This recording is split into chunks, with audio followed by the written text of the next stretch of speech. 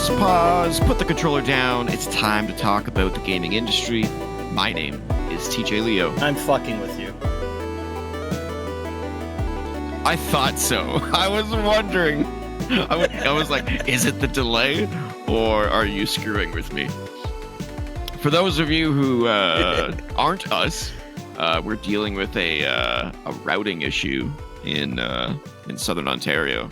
Yeah, that's my causing internet a is being horrible. significant delay. Yeah. So if you hear So if there's any weird, awkward silences pauses and us interrupting each other, or if we say the because same of thing at the that. same time like that, it's like we're doing.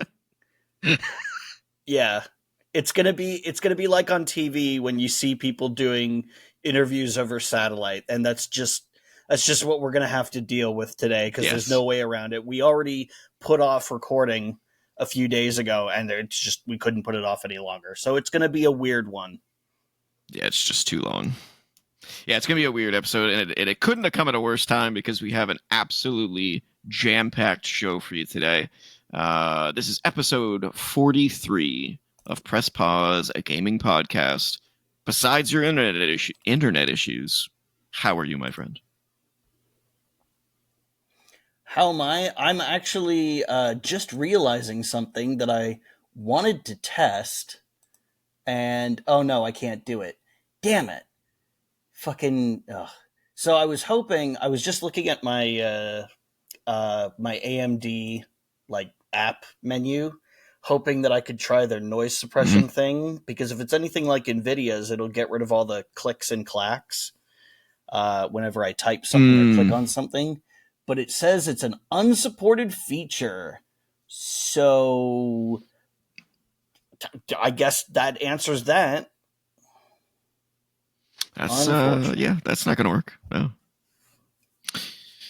Yeah, it's been but to answer your question, I'm okay.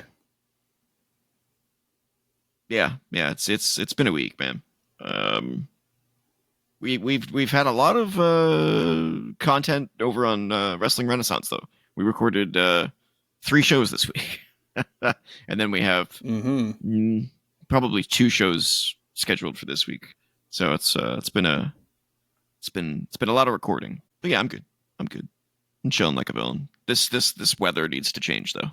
You know, this whole 1 minute it's 1 degree Celsius and the next it's 30. This gotta stop. It's driving me nuts. But that's springtime in Ontario for you. But yeah, Let's get on with the show. Let's start off with some housekeepings. No corrections this week, but as a reminder, we are on Spotify. If you want the audio-only edition of the show, the link is in the description. Also, as a reminder, we are on YouTube Music, which features both the audio-only and video versions of the show. And don't forget to join the Co-op Club Discord community server, where you can chat with myself and several others. We have a good chat going on in there at this point. It's active every day. It's very fun. But let's get on to what I just did another pain test while you were talking, and there was a huge spike, and you cut out for a second at exactly the same time. So, issues not resolved. Yeah, we're just gonna have to power through. Good job, ISP. Power through. So to my knowledge, you don't have any what you playing updates for this week. No, so that's the other thing that I've failed to fix, because you messaged me and said, do you? And I said, no, but I can. And you were like, nah. And then I thought, nah, fuck it, I'm gonna. So I downloaded and installed Anachronox, because that was a game I had sitting around in my Steam library. And it don't work so well on Windows 10. So I wasn't able to get anything done in it. So not much to say, other than damn no, it PC would have been gaming. funny, but yeah. Well, I do have a couple of things to talk about. Not a significant amount, but we'll start with Expedition 33. That launched last week to rave reviews, and yes, I finally got around to playing it. So I have some mixed thoughts. So good and bad. So number one, the prologue, like the opening hour, I'll say of this game, might be one of the best prologues I've ever played in a video game. It's that good. The story is amazing. The presentation is amazing. The acting is amazing. The visuals are amazing. It it pulls on your heartstrings and it's so good. One of the best openings, period, of any video game I've ever played. It's so good. It could be a movie, a really good movie. Like it's super good. That's good. Um, I'm yeah, I'm about I don't know, 2 or 3 hours into it at this point. Um, the gameplay is where I'm slightly. I need it. I mean, it's an RPG that's I'm sure many hours long. So there's lots that I still need to experience and get into. But the sort of core concept of the gameplay is kind of like Lost Odyssey. If you've ever played Lost Odyssey, in terms of its combat and its exploration and stuff like that, it's pretty linear, at least so far. There is a map though, so it does appear to open up at some point. But it's been pretty linear, up to the point that I've played in. But the From what I combat is where I'm understand, there kind of is like, a what's world going map. on here? It's very weird. Yes, yeah. I think I just got to the world map where I'm playing. Doesn't really. It's still pretty linear, but it looks like it opens up. So I'll have to get further to experience that. But the battle system is where I'm kind of like not super convinced yet. The I started playing the game on the default difficulty setting, which is the way the game is quote meant to be played. The only one below it is the narrative difficulty option, which makes it super easy, and it's basically just there so that you can breeze through combat and experience the story and the exploration and all that kind of stuff. So I started the game on normal mode, and holy shit, this game's hard. Holy crap! So this is not your typical like Final Fantasy type battle system where it's just pick the right option. It's way more complex than that. So you have to pick the right option, but then the game also has quick time events for pretty much every move that you make.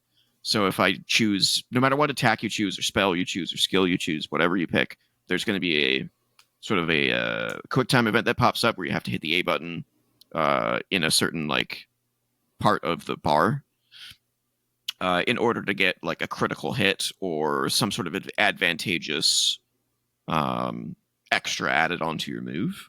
And I just can't seem to get the timing Sounds right like on Mario them. RPG. And yeah, but the timing is way harder. It's way harder. I just can't seem to get it down perfectly. It's not as hard as the timing on the defense QTEs, though. The defense QTEs are so freaking difficult. So there's 3 defensive QTEs so far. There is jump. So if there's some sort of like sweep attack, you can jump over it with the right timing. You can dodge. So if you like move, you can dodge to move back to avoid a move, or you can parry it. The parrying's the hardest timing. You have to be all like picture perfect to get the parry down. But if you do, you basically take no damage and you do a counterattack immediately. That usually does a significant amount of damage. So parrying is sort of a risk reward I've heard thing. a lot of people complaining And about the parrying in this game, and it sounds like people need to spend some time in Street Fighter 3's practice mode because the parry window on Street Fighter 3 is smaller than Clair Obscur. And I look, not to brag wow, or anything, because I am absolutely not a fighting game guy, but I can full parry Ibuki's super art, which is where she just throws a like infinite number of shurikens at you. I can parry that entire thing. So it just takes a little practice. it does take practice, but here's the difference: is that in Street Fighter, you're facing off against the enemies. You basically just have to memorize and expect certain moves, right? It's kind of the same in this game, except it's not like each enemy has one attack. Each enemy has several attacks, and if they do their normal attack, so like they're just their normal, like I hit you with a stick type move, they can do it in 3 different ways. So they can do it in a quick, normal, and slow way. And it will tell you briefly with a little pop up that says so and so slowly attacks you or so and so quickly attacks you. So you have to quickly read that, gauge which animation it's going to be, and then nail the timing all within a small amount of time, basically. And but you also have to decide: am I going to parry it? Am I going Okay, to dodge it? so Am I going to jump? there's Which one is going to like be the best one to work? there's a there's a timing window and a figuring out what the correct defensive option is. And sometimes there's multiple correct options. So you could dodge or parry. So Oh man. it's also like a decision making process of like, is this the one that I'm going to parry or is this the one that I'm going to dodge? It's also easier to dodge because if you like press dodge too early, your guy will come back into frame where he can be hit again, but then you can immediately go back and dodge again. So there's this window of opportunity to correct yourself. Whereas with parrying, if you miss a parry, you're pretty much going to get hit, guaranteed. It's parry or don't. You know, Mm-hmm. it's very difficult. To put in perspective, how difficult? I died 12 times in the opening chapter.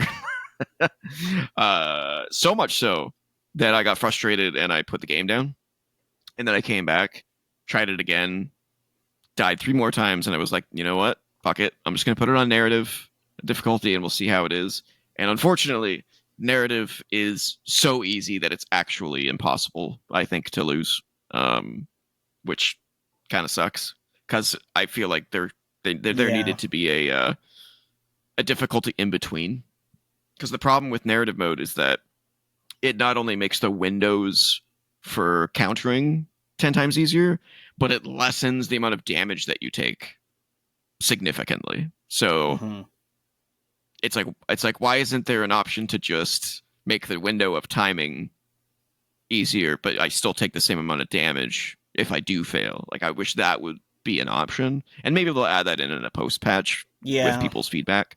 But I've decided at this point for the time being to just leave it on narrative because I don't want that piece of the game to ruin my experience because I'm enjoying the story and the world so much.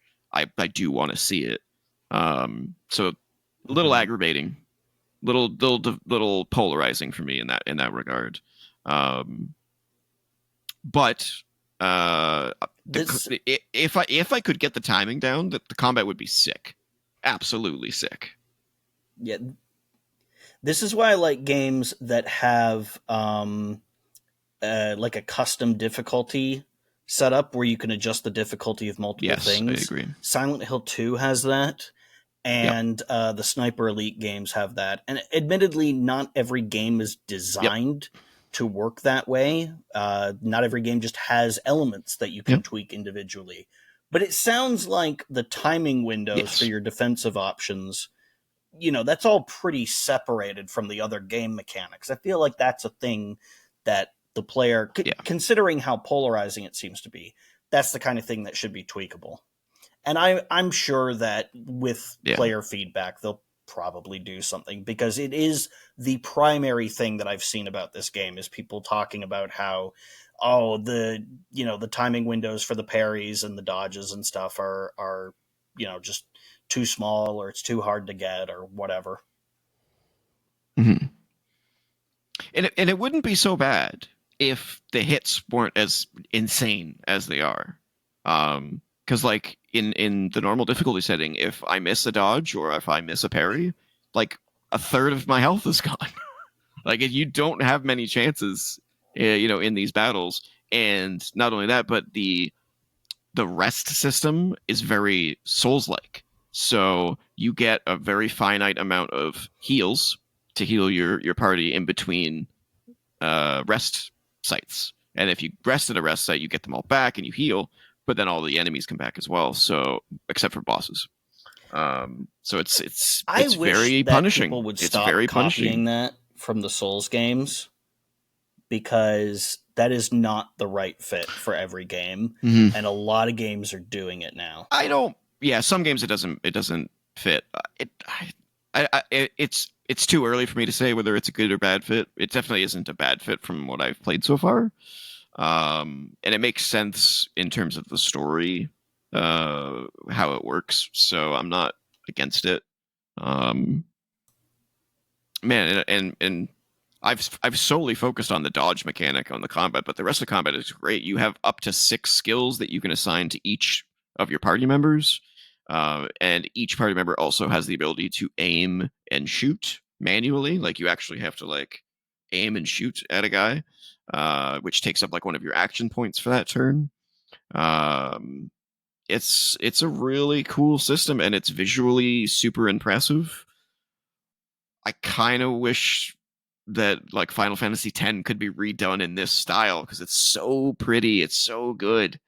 So I'm enjoying my time, but like I said, I just wish it was more challenging on the difficulty that I have. But I couldn't get past my frustration with the timing, and it was just I just kept getting wrecked. I was like, okay, 15 deaths in the first chapter.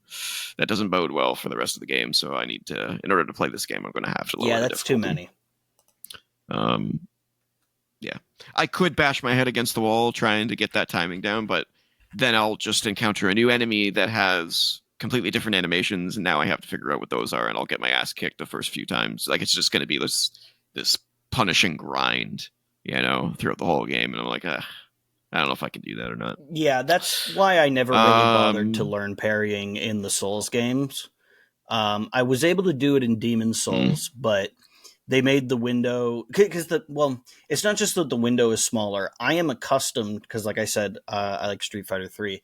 I'm accustomed to the parry happening as soon as I push the button, and at least in mm, the Souls games, there's a brief window before, like there's a lead up in the yes, animation before the actual parrying yep. happens.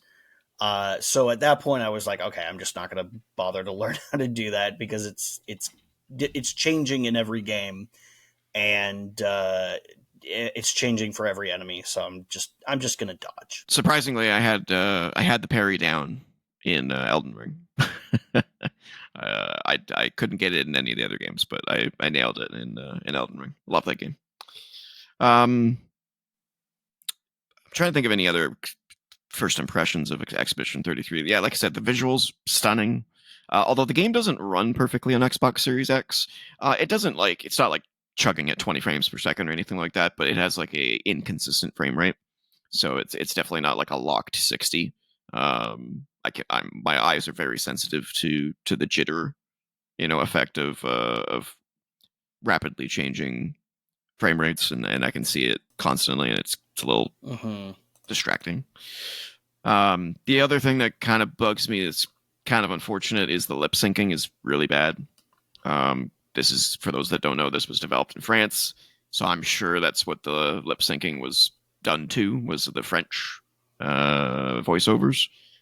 But It is why wouldn't they edited to reanimate the match the mouths? well. They are done to match the start and stop points of the English voiceover, but the actual like animation of the lips is not perfectly in sync. It looks off. Oh, you can't do that. So that's a little You gotta yeah, it's do a the little whole thing. disappointing And to see that's the that. thing about video games is you can do that. You can't do that with like movies or anime because then it changes the video. And if you've got the original audio track, which Yeah. basically every DVD and Blu-ray and streaming service has, that no longer matches up. So you do have to just roll with it Mhm. for like movies and stuff. But for video games, you can just load in like different animations for whichever language track you're using. It's time consuming work, yeah, but like it just makes it look so much better. Yeah.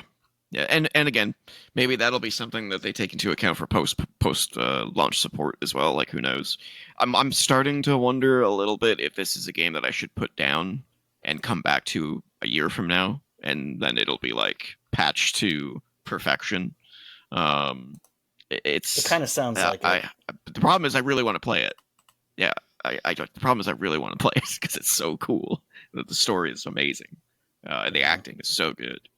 So yeah, I don't want to go too much more on about it because I've only played a few hours of it. But like I said, I'm enjoying what it is, but it's rough around the edges for me. It's rough around the edges. So I'll give it. I'll probably give it a couple more hours, and then if I'm not perfectly there, I might just shelve it and come back to it a year from now, um, and Yeah. kind of check in with it.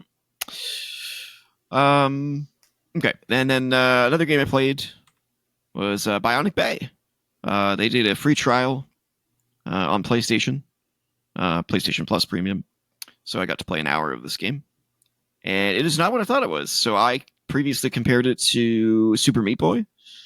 The online mode is very much like Super Meat Boy. The single player, though, is basically like a platforming puzzle game, and it's actually really good. It's really fun. I'm trying to think of something that I compare it to, but it's really hard to. There's Would you say it's jumping, there's like puzzles. do you remember that game N? Yeah, kind of like that, but in a much obviously more visual, intense style. Sure. Um, and each chapter seems to be like it gives you a new ability. So the platforming becomes that much more intricate. So it just starts off as just jumping, and then that evolves into like dodge rolling underneath things, and then that turns into dodge rolling into a jump, which makes you jump further to get over big gaps. So then it starts, you know, consistently chaining those things together to get through the levels. And then I came across a part where you can swap with objects. So you select an object uh, and place yourself somewhere, and then they swap positions. Um, so then it starts to do that puzzle wise, and then it starts to integrate that with jumping and rolling, and like it just keeps growing on itself. So I had a blast. I thought it was really fun. Um, I Yeah, can't it say much sounds about the fun. story. There doesn't seem to be a whole lot there, but it's super fun. I really enjoy it. I think I'll probably end up picking that one up eventually. No, that's going to remain on my wish list, as it were. All All right. right. Let's see. Where are we in the timeline here? Where are we in the timeline? I know where we are in the timeline. Andrew, do you know what time it is? Well, since we keep getting delayed, I don't know. Am I in the future? Are you in the future? Who knows? But if I had to guess, I would It's say it letter might be letter time. time. It's letter time. It is letter time. Oh yes. And we have a letter this And I week. will let me Look at that new yes, logo. let me just say something about this graphic right up at the front here. You know what kind of distinct this is? What kind of distinct is this? I'm waiting for you to I'm wait, God, that's such a long delay. Oh no. Completely ruined the setup for my joke. Legally distinct. Legally distinct. The best kind of It is distinct. legally It distinct. it has very I don't know. it has Can very they sue familiar us? I don't know. shapes. It's very no, you can't copyright a color. Can't copyright a font. Well, I you mean, sort of. does anyone even Um, own that you IP know, anymore? Though that's the question. I somebody's gotta, but it's different. It's different enough. It might remind you of certain things. It might evoke certain things, but it is not that thing. With that said, I Nope. spent a lot of time looking at that It's its thing to own make thing. sure that I'd made it legally distinct. Yes. Yes. Yes. I love it. It looks great. All right, It's let's exactly what get I had to pictured. So the letter. it's fantastic. Yes, the letter comes from El Capito. El Capito writes in saying, "Have any genres of video games already been perfected and cannot be improved further? Personally, I think the 2D platformer has been perfected for a very long time by the Super Mario series. How could it possibly get any better?"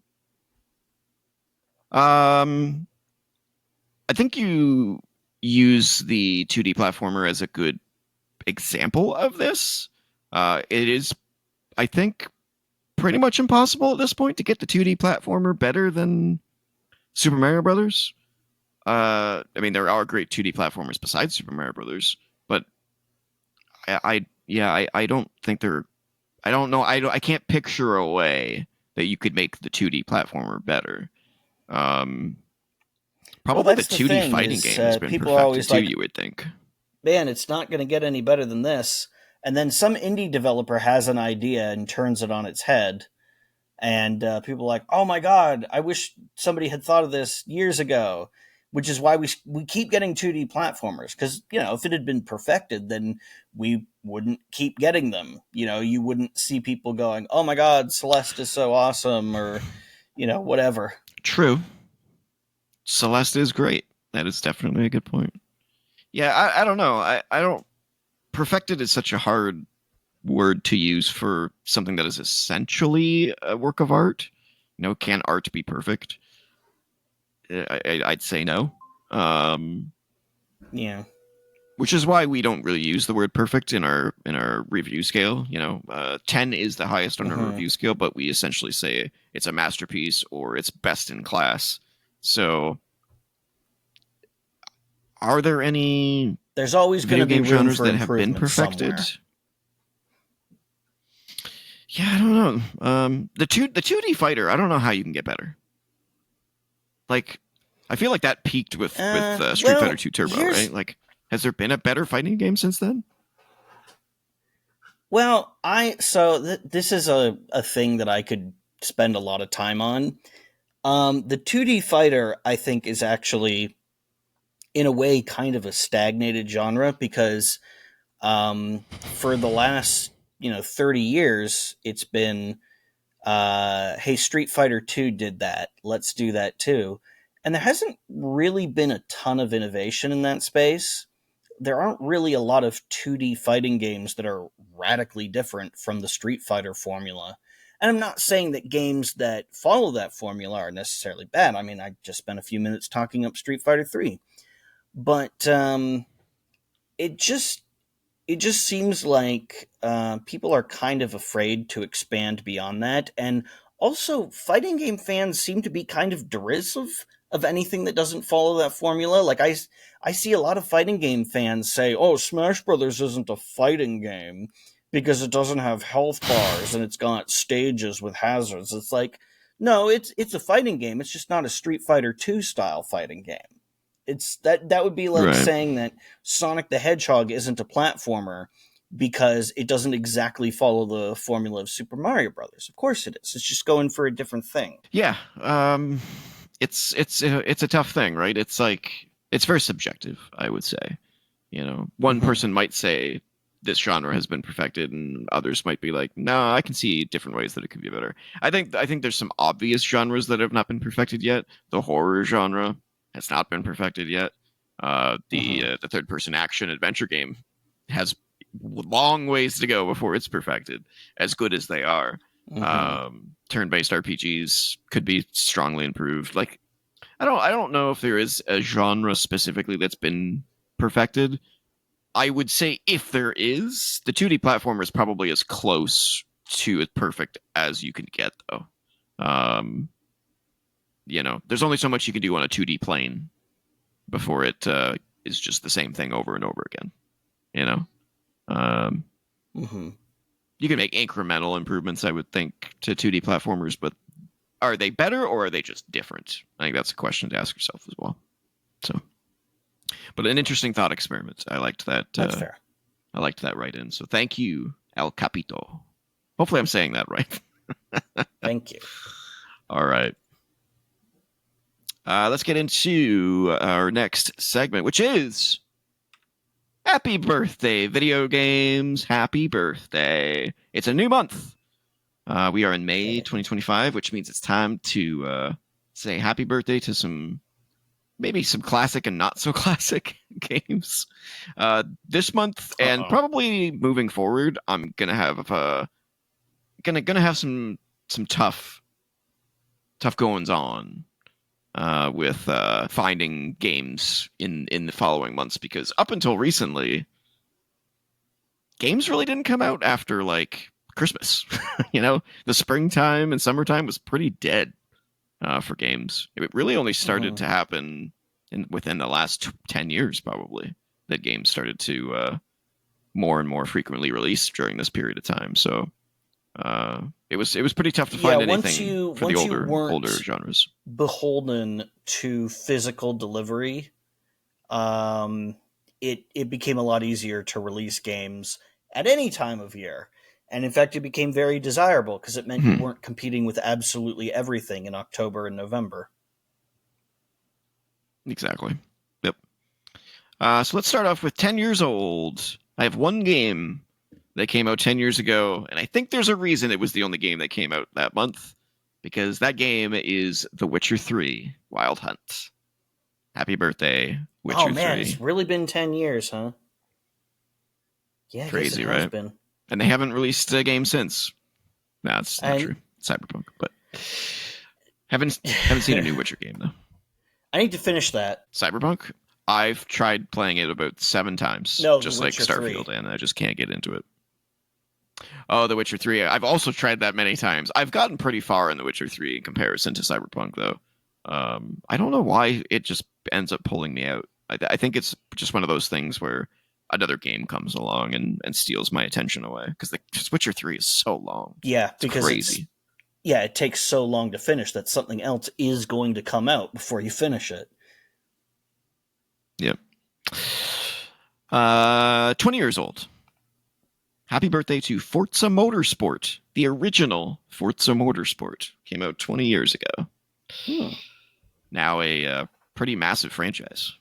I can't even count the amount of games. Yes. I mean, just the Horizon games alone, there's 5. So that means there's at least 5 motorsports. So you're at least a 10-game deep series. Also 20 years old.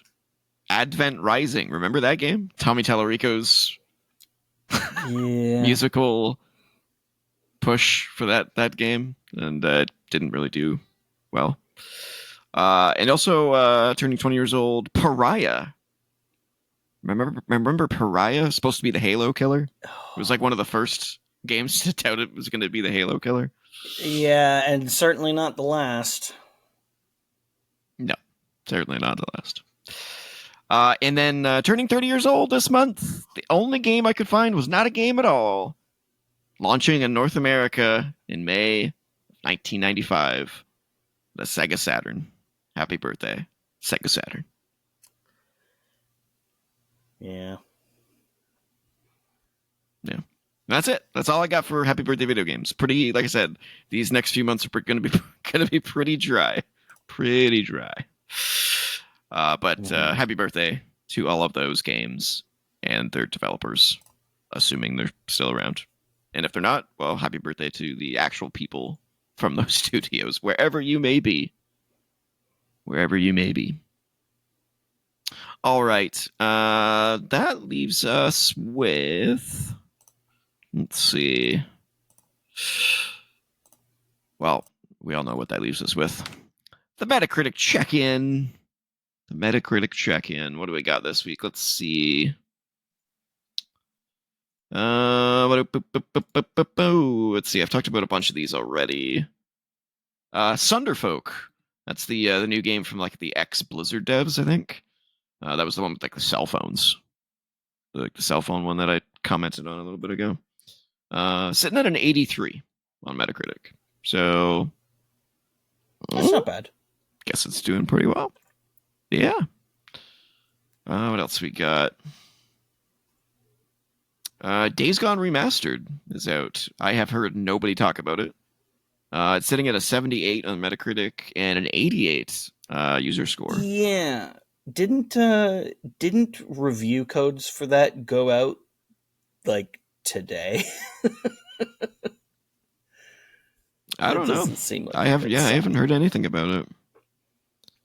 I do want to play it, but the problem is I replayed Days Gone like 6 months ago, and it's a long game. So, when I want to replay it, I guess I'll chalk up some money for the remaster. But there's so much to play right now. It's just too much. I think that's about it.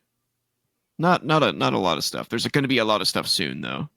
A lot of games coming out in the next week or two. So we got some stuff on the horizon. All right, let's get into the news. We're going to kick things off with the games of May 2025, because we're at the beginning of the month here. Let's see what May 2025's got in store for us. I've got the map up here, or the map. I call it a map, but the list of games for May 2025. Let's see. Metal Eden.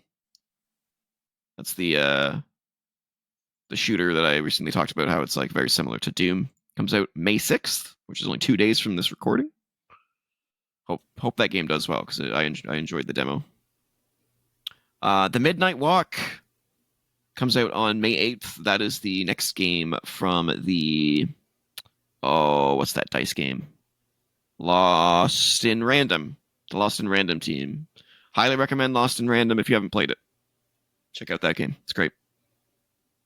Also coming out on the 8th is Revenge of the Savage Planet. That's the sequel to... what was the first game called? I can never remember.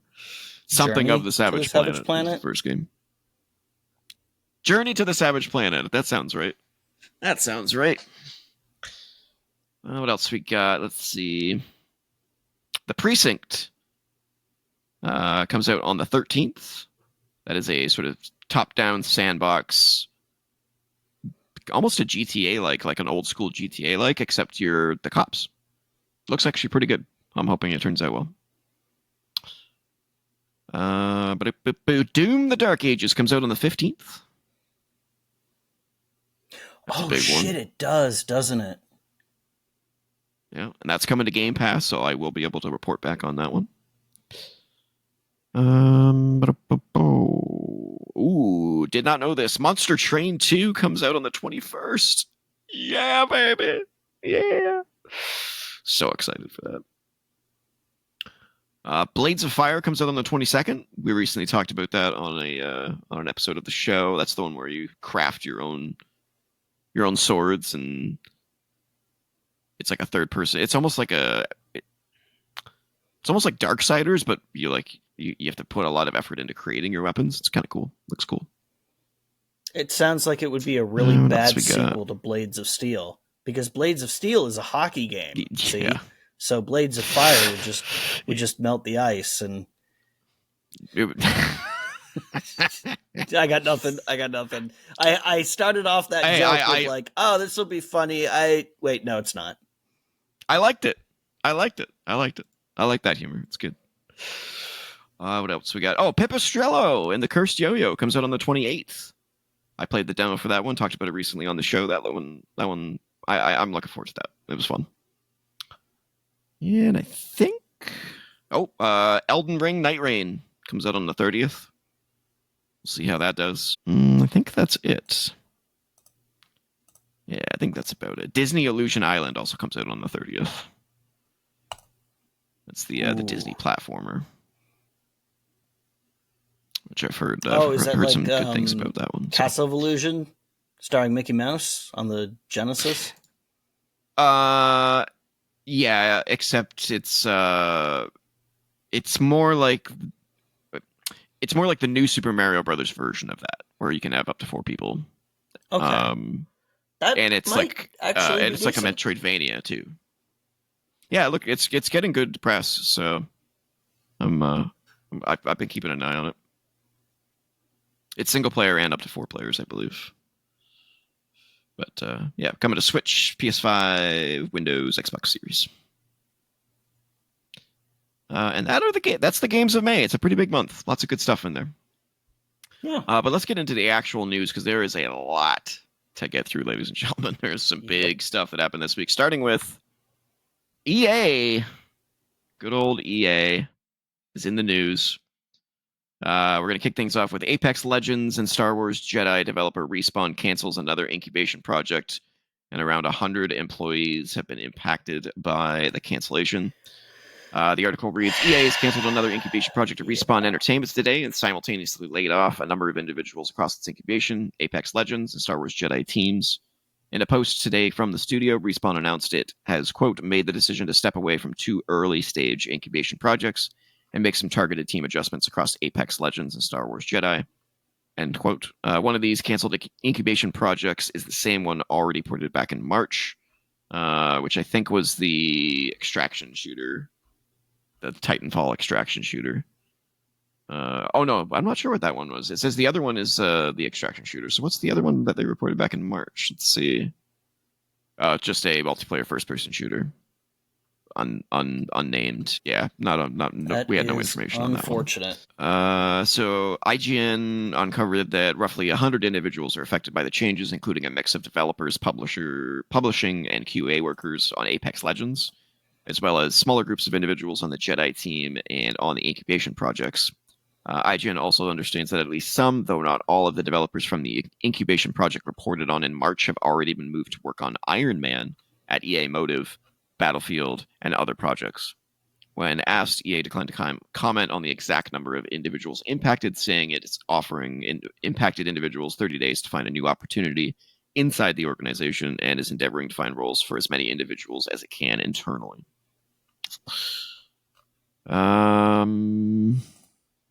What Well, else it have we got sounds here? like they Internally didn't at at least Respawn, like work will outright continue. get rid of all of them. No, it looks like they're trying just to move people around as much as they can. It says work will continue on Apex Legends as well as the game's next iteration in the Star Wars Jedi franchise, and support on the upcoming Bit Reactor Star Wars game, Star Wars Zero Company. And it goes on from there. Also, EA has paused development on Codemasters Rally series. No further expansions will be released for 2023's EA Sports WRC, and the team has reached the end of the road working on the game. Unfortunately, alongside this news comes the additional confirmation that Codemasters is also pausing development on future Rally titles. I'm assuming that means EA Sports WRC did not do very well. The UK racing studio made an announcement, quote, "Our WRC partnership was a culmination of sorts for our Codemasters journey with off-road racing, spanning decades through titles like Colin McRae Rally and Dirt.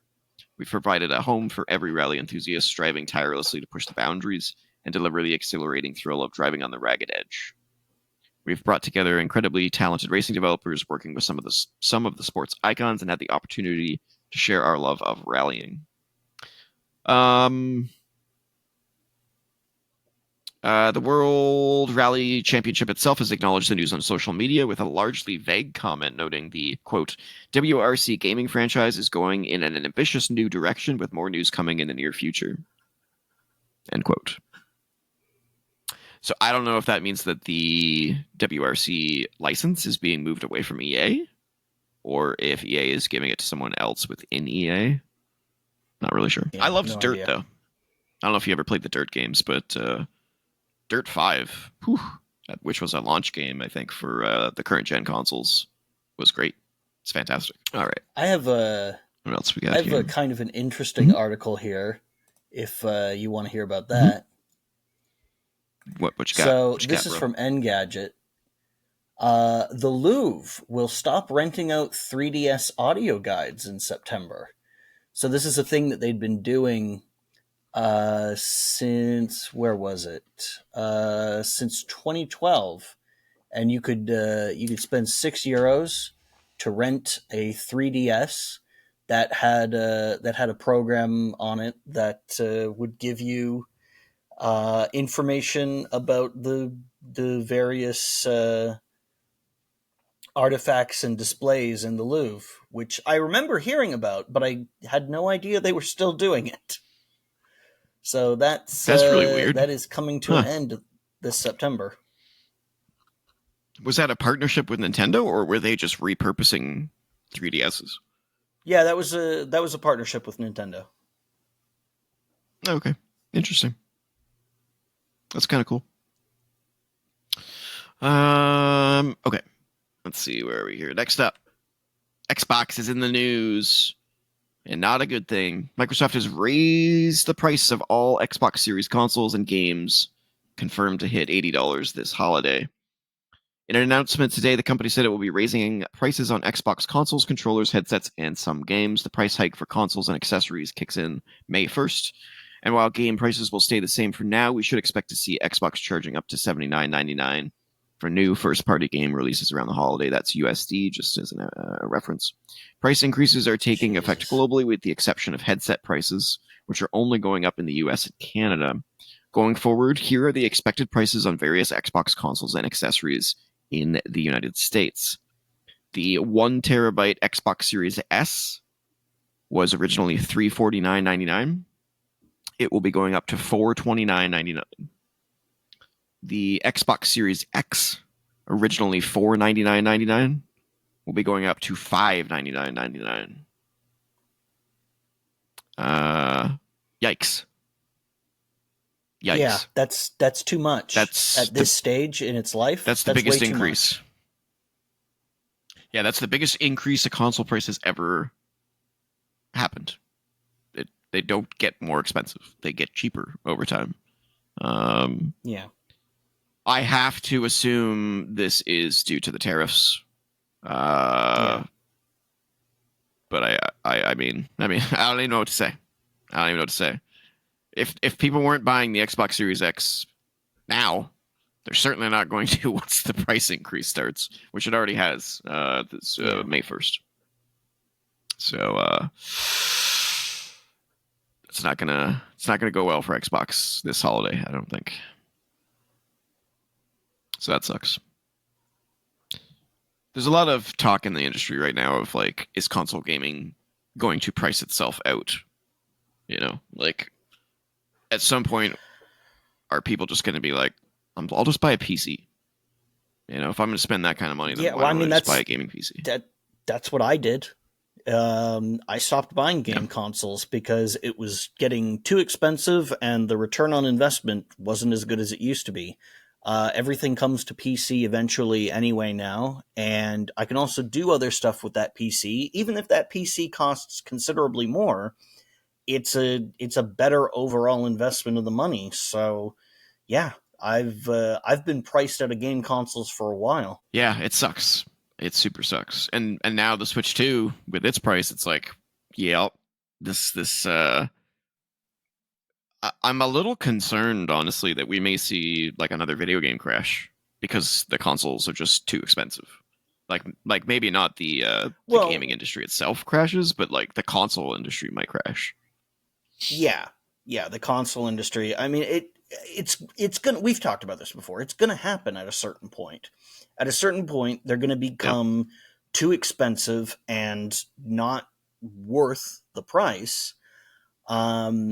And they're just not nobody's going to buy them anymore. Which is why we've also said on the show numerous times, if Microsoft just wants to rebrand the Xbox as a pre-built gaming PC or a handheld gaming PC, that's probably not a bad idea. Yeah, absolutely. I'm very curious to see what the Steam Deck 2 is going to end up being priced at. That's kind of what I really want to compare it to, you know. But yeah, not looking good. Not looking good. All right. I saw a post in our co-op club Discord server here, remembering when the GameCube was down to $99.99 towards the end of its lifespan. It's like, oh my god, we are so far beyond that now. It's crazy. Now, granted, $99.99, $100 US. That's a very different. Like, when was that? That would have been like 2006 or 2007, right? Because the Wii would have been coming out. 2005, 2006, 2007 in that zone. Let me find an inflation calculator, and it's not going to be $5.99 US. No, here we go. Inflation calculator. So I'm going to say $100 in 2007. I'll try to be generous. In March. No, whatever. I guess they don't have the inflation data here. We're in May, but holy shit. So it would be it'd be $154 today. what that GameCube price drop would be. So still pretty cheap. Very cheap. I mean, even Canadian dollars, that's less than $200. Like Yeah, compared yeah. to $5.99 American, which is what, almost $1,000. It's like $900 probably It's probably Canadian. like 750 to 800. Yeah, ridiculous. Okay. Also, the GameCube Let's has a see. fucking more varied library than the Xbox Series. There's way more exclusives on the GameCube that I Uh, can't get anywhere else. oh yeah, that's definitely true. You know what? As Yeah, long as we're because on like that topic, I can I was get. over at. Go ahead. Sorry, go ahead. Okay. This delay. Oh god. Yeah. Okay. I'm just gonna go ahead and fuck it. Um, I can like. There's a lot of great stuff. I was gonna say there's a lot of great stuff on the Xbox Series, but I can also get that for PC. Whereas I can't get Mario Sunshine on PC. Well, I mean I can, but not Yeah, not legally. not legally. Yeah, yeah. I was at Microplay, which I don't think they have in the States. I think it's a Canadian store, which I can't believe still exists. To be honest with you, I can't. Like, it's mind blowing that Mm. company still exists. Um, and I was looking at their GameCube selection, and there's a couple of games in there that I have that they're selling for like $200, and I'm like, whoo boy, I like my collection. It's getting up there in Sheesh. price. I like it. Yeah. Yeah. Uh, anyway, one of the bigger news of the week is GTA 6 has been Oh delayed yes. significantly. It was supposed The to be collective out in sigh of fall relief across the 2025. industry. Yeah. It has now been moved to May 26th, 2026.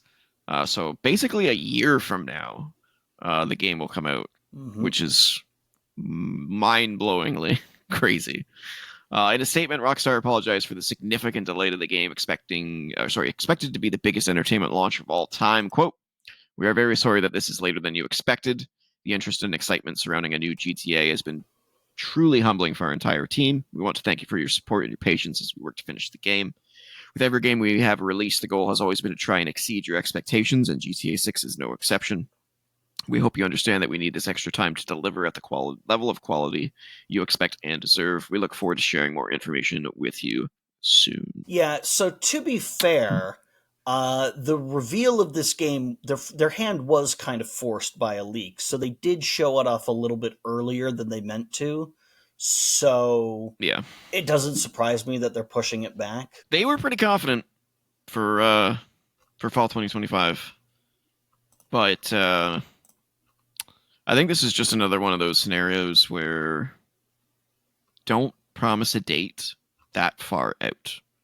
Like, you should wait until you're 6 months out max before you give a date anymore. These times where they give a date Mm-hmm. a year and a half in advance, I'm like, you don't know what's going to happen in the next year and a half. Like, it's something, like it's just too far, and more often than not, they end up delaying games. And I'm not saying Rockstar specifically, although they do have a history of delaying GTA launches.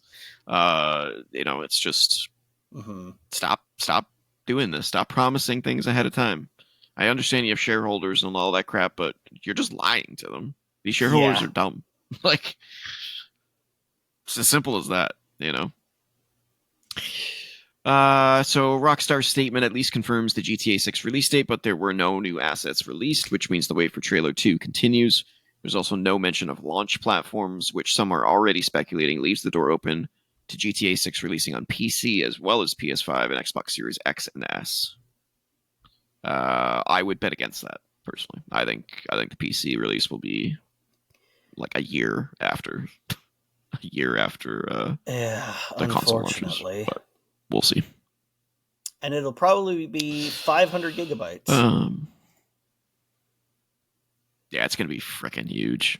Yeah. All right, next up, PS5 and PC single-player action game Lost Soul Aside has been delayed 3 months to add more polish. Its original That's release not date too was May much of a wait. 30th.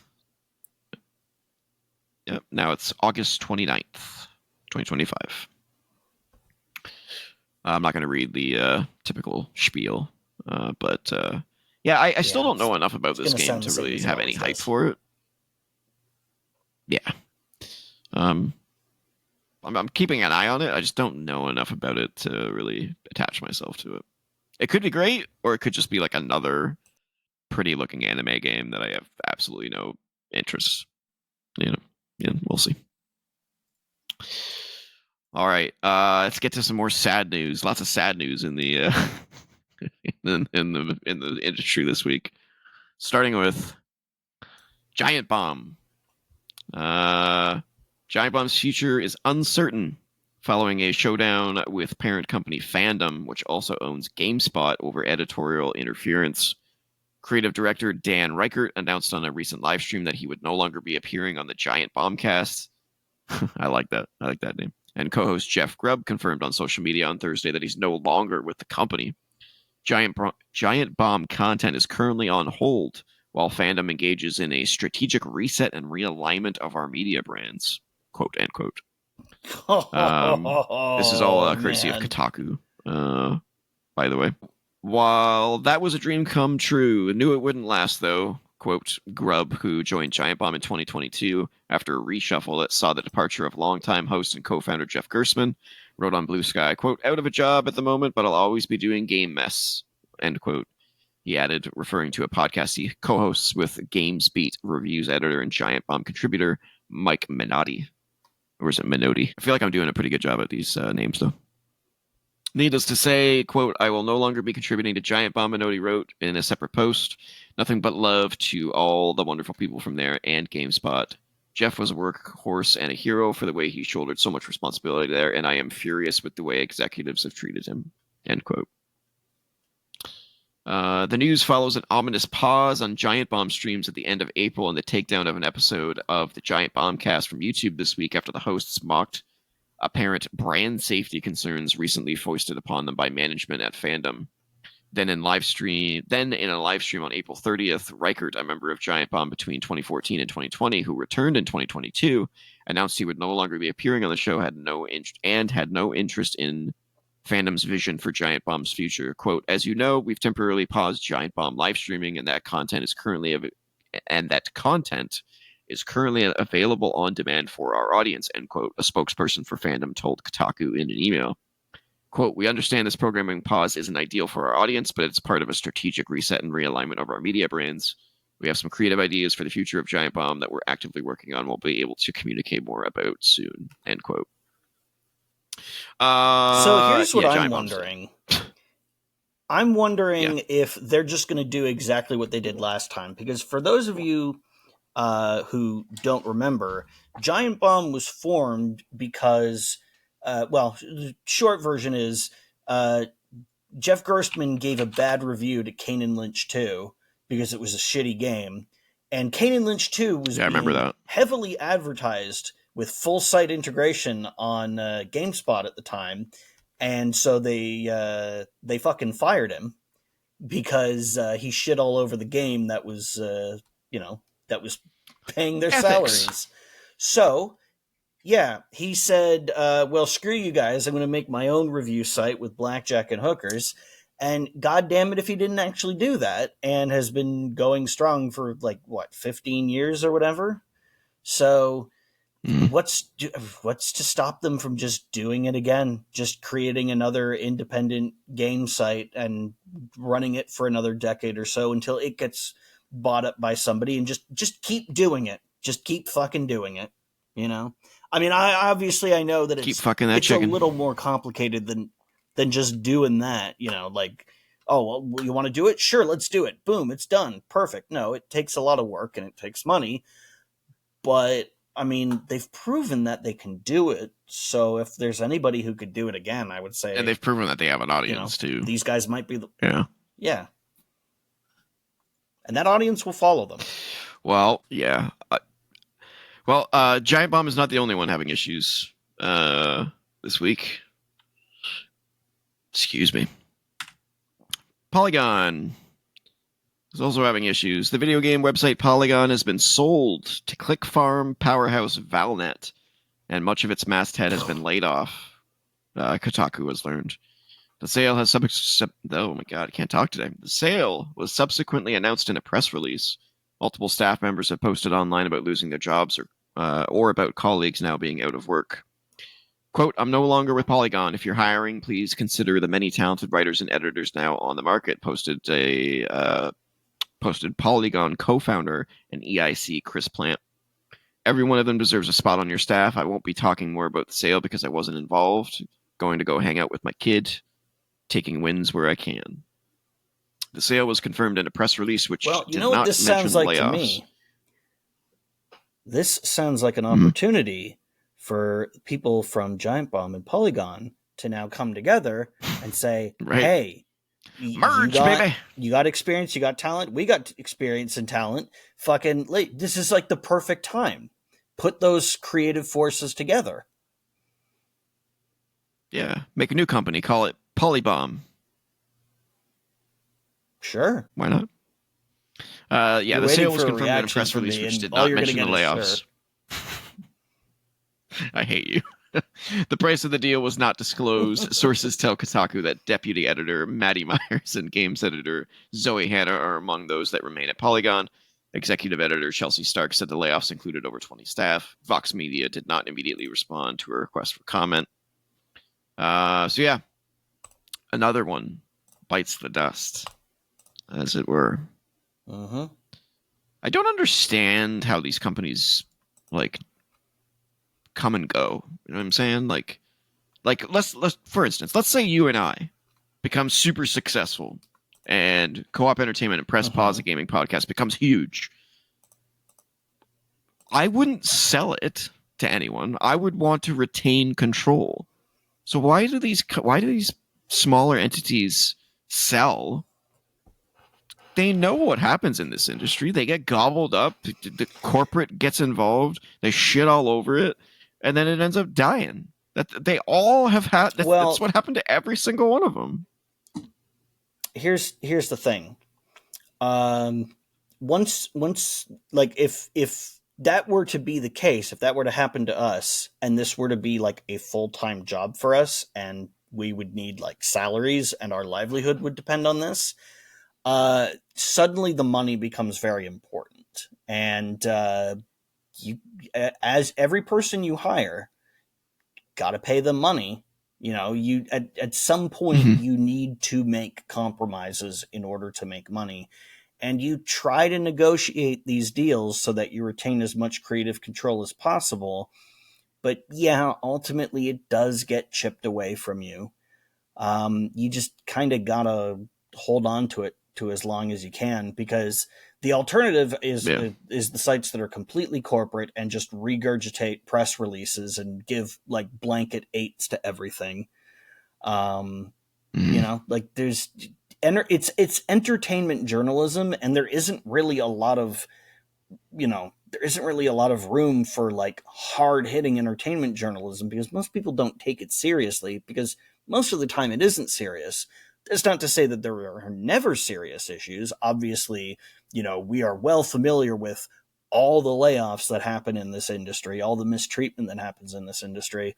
But, people Yeah. don't give it the same kind of respect as like political journalism. Like, can you imagine trying to get people to pay for access to a gaming news site? Like, there are people who will subscribe to the New York Times. How many people do you think are actually going to subscribe to an indie game site? Maybe a few, but not enough to pay the salaries of the entire staff, I don't think. And Sim31's in the chat, and he says he thinks more gaming journalist sites will be gone as the months and years go by, just because more and more people are watching YouTube reviews, Twitch streamers to check out games, etc., so on and so forth. Yeah, There's not well, enough hold on. people, Let's not poo-poo the idea of people coming to YouTube videos for gaming news and Oh information. no, I mean I don't think That's he's poo-pooing it. I kind of think our he's just bread and saying it's butter a here. shift. You know, yeah, I think he's just saying Yeah, it's yeah, a no, shift yeah, in the I industry where agree. it's like I less agree. and less people. Yeah, and I hope we are successful in bringing in a lot of people to hear our opinions and hang out with us every week. That would be Hmm. awesome. Um, but I think he's right that less and less people are wanting to go to these big companies, and more people are like Oh yeah. identifying with individuals, you know, individual YouTube personalities, individual Twitch streamers that like a specific type of game, and they can relate to their opinions. And if this person likes this, then I'm sure I would like it too. That kind of a deal. And I Yeah. very much identify with that because I followed Greg Miller from IGN and Colin Moriarty from IGN, and who was the other guy? He ended up working for PlayStation after IGN. Ryan something, I can't remember. But like I followed them because I could identify, like I knew what they liked, Yeah. and I know what I like, and I could kind of identify like, oh, if he likes this game, I know I'm gonna like this game, or if he hated this game, I know I'm not gonna like it, so I'm gonna stay away from it. Whereas if you just read a random review on IGN or a random review on GameSpot from a random not entertainment personality, you're like, well, what is this guy like? What does he not like? What are his tastes? You kind of need that in order to know how how relatable that review is to you. Yeah. Otherwise, it's just a magic number out in the universe, which I think is probably why Metacritic is so popular, because it kind of just like gives you the average, and it's like, well, if the average is pretty high, then that means the majority of people are really enjoying it, and so on and so forth. So yeah, it's a ever changing industry, both on the media side and from within the actual like developers and publishers are all changing as well. So Yep. it's a crazy time for the gaming industry. That is for sure. When has it All ever right, what else we not got been a here? crazy time for the gaming industry? It's true. I mean, I think it's crazier right now just because of the just insane pricing. And then just also the state of the world right now, which is not in a good place. They're I would love for helping, it to be a normal time in the gaming industry where we can just play games and have fun and not be like, oh man, the price of the Xbox just went up $100 fucking dollars, 4.5 years after its so release. Crazy. So crazy to think about that. Oh my god. Like, who's gonna buy an Xbox Series X in Canada now? If the price goes up in Canada to $599 US, that's like it's insane. No one's gonna. Who would buy that? It's crazy. Yeah, it's unsustainable. Yeah, completely unsustainable. All right, let's see what we got next. Oh yeah, Borderlands 4 had its coming out party this week.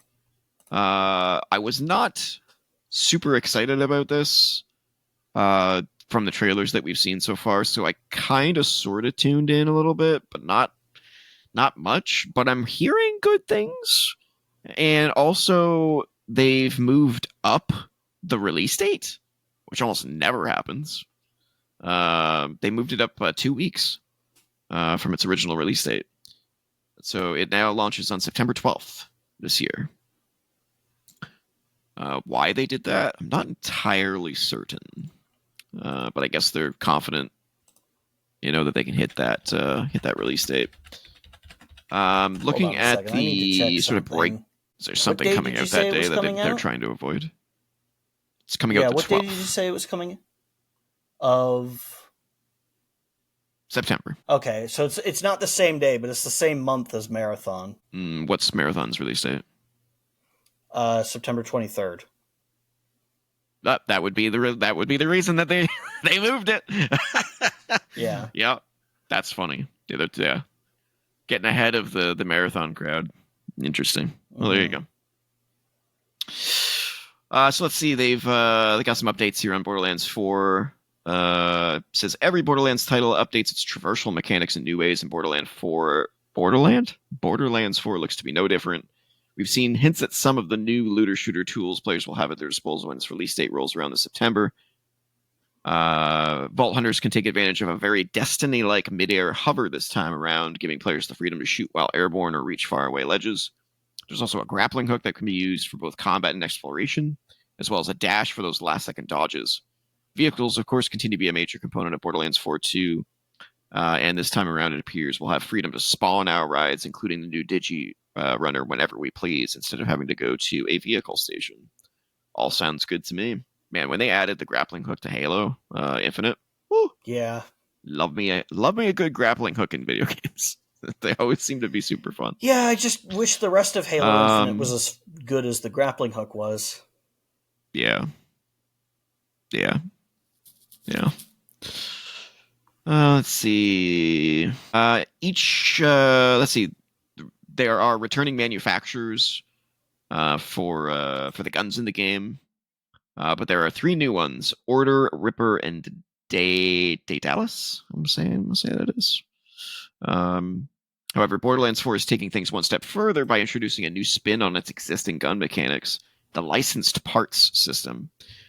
Guns can now be comprised, of a variety of different parts from different manufacturers, meaning you can find an assault rifle with elemental components developed by Malawan, an ammo clip made by Torg, and a shield from Hyperion.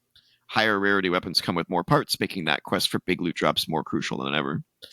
I remember the original Borderlands, like the tagline for that game was like billions of weapons, billions of guns, something like that. Yeah. So funny. Now it's even more, apparently.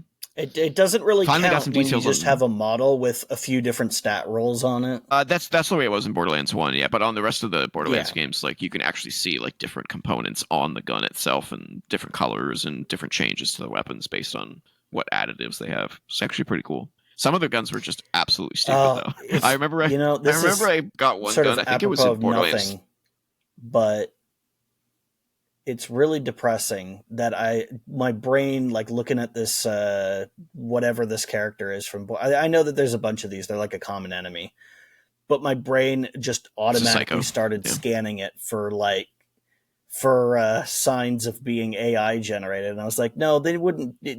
Fucking Oh Randy will do some shit, but I don't think he'd do that. But it's like it's just my brain is no, now trained I to haven't. automatically scan and anything I look at for that. I completely agree with you. Yeah, I don't see anything on here that looks AI generated. No, Um, Maybe the sorry, chains I interrupted you. might be like copied and pasted or something like that, but I don't think anything's AI. No, you're okay. We have a delay, so you just do you. It'll be interesting to see how the recording sounds. Like, is the recording based on what Oh I God, hear, yeah, or is the recording based on what you hear? Like, I'm assuming it's based on what or I hear, but I don't. some weird thing in the middle.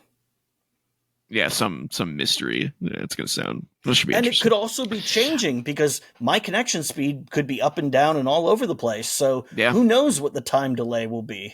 We got our first details on the story of Borderlands 4, which has not really been in any of the previous trailers, which is kind of what bugged me about them. I was like, the best part of Borderlands 2 is the hilarious story, and the worst part about Borderlands 3 was the bad story.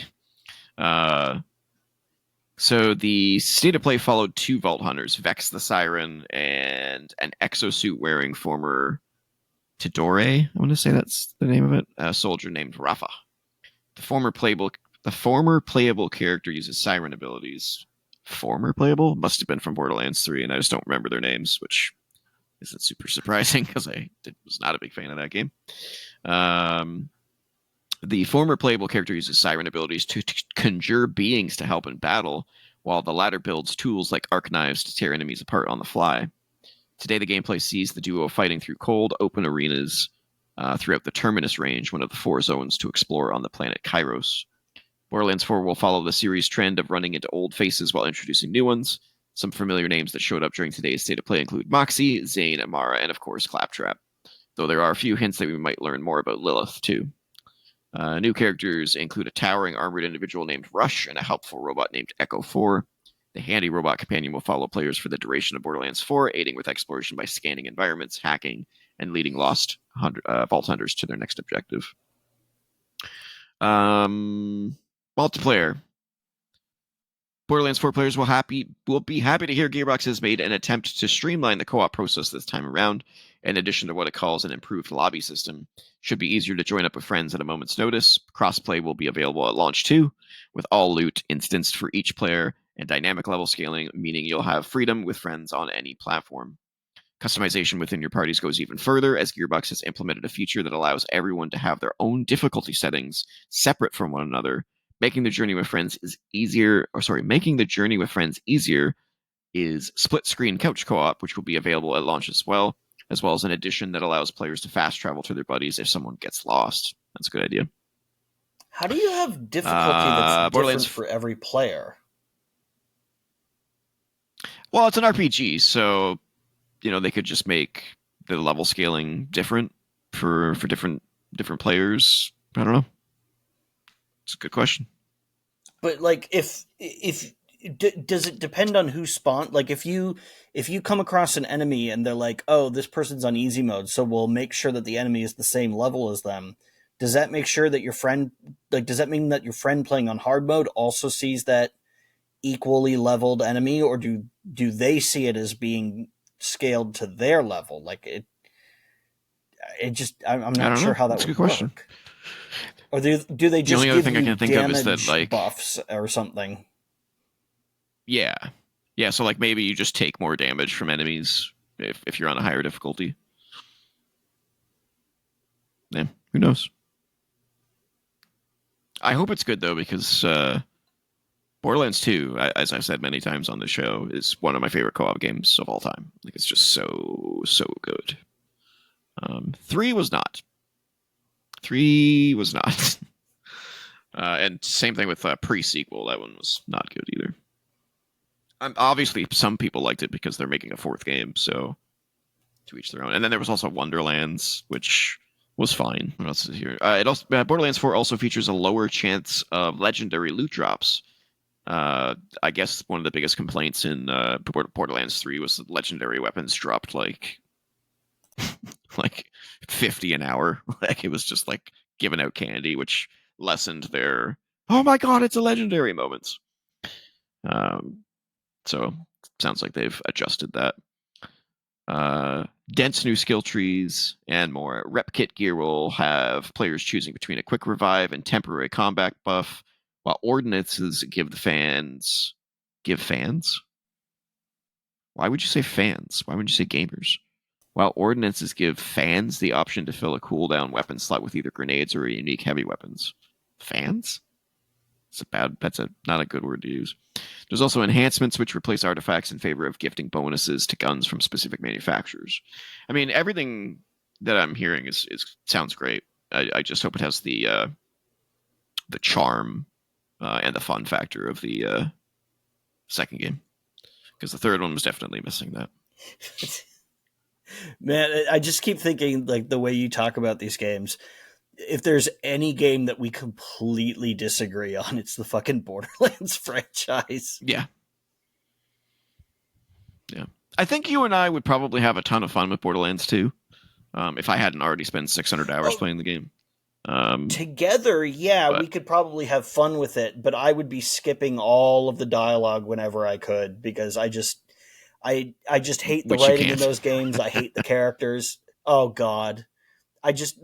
Every single character and every single voice in those games just annoy me. That's a bummer.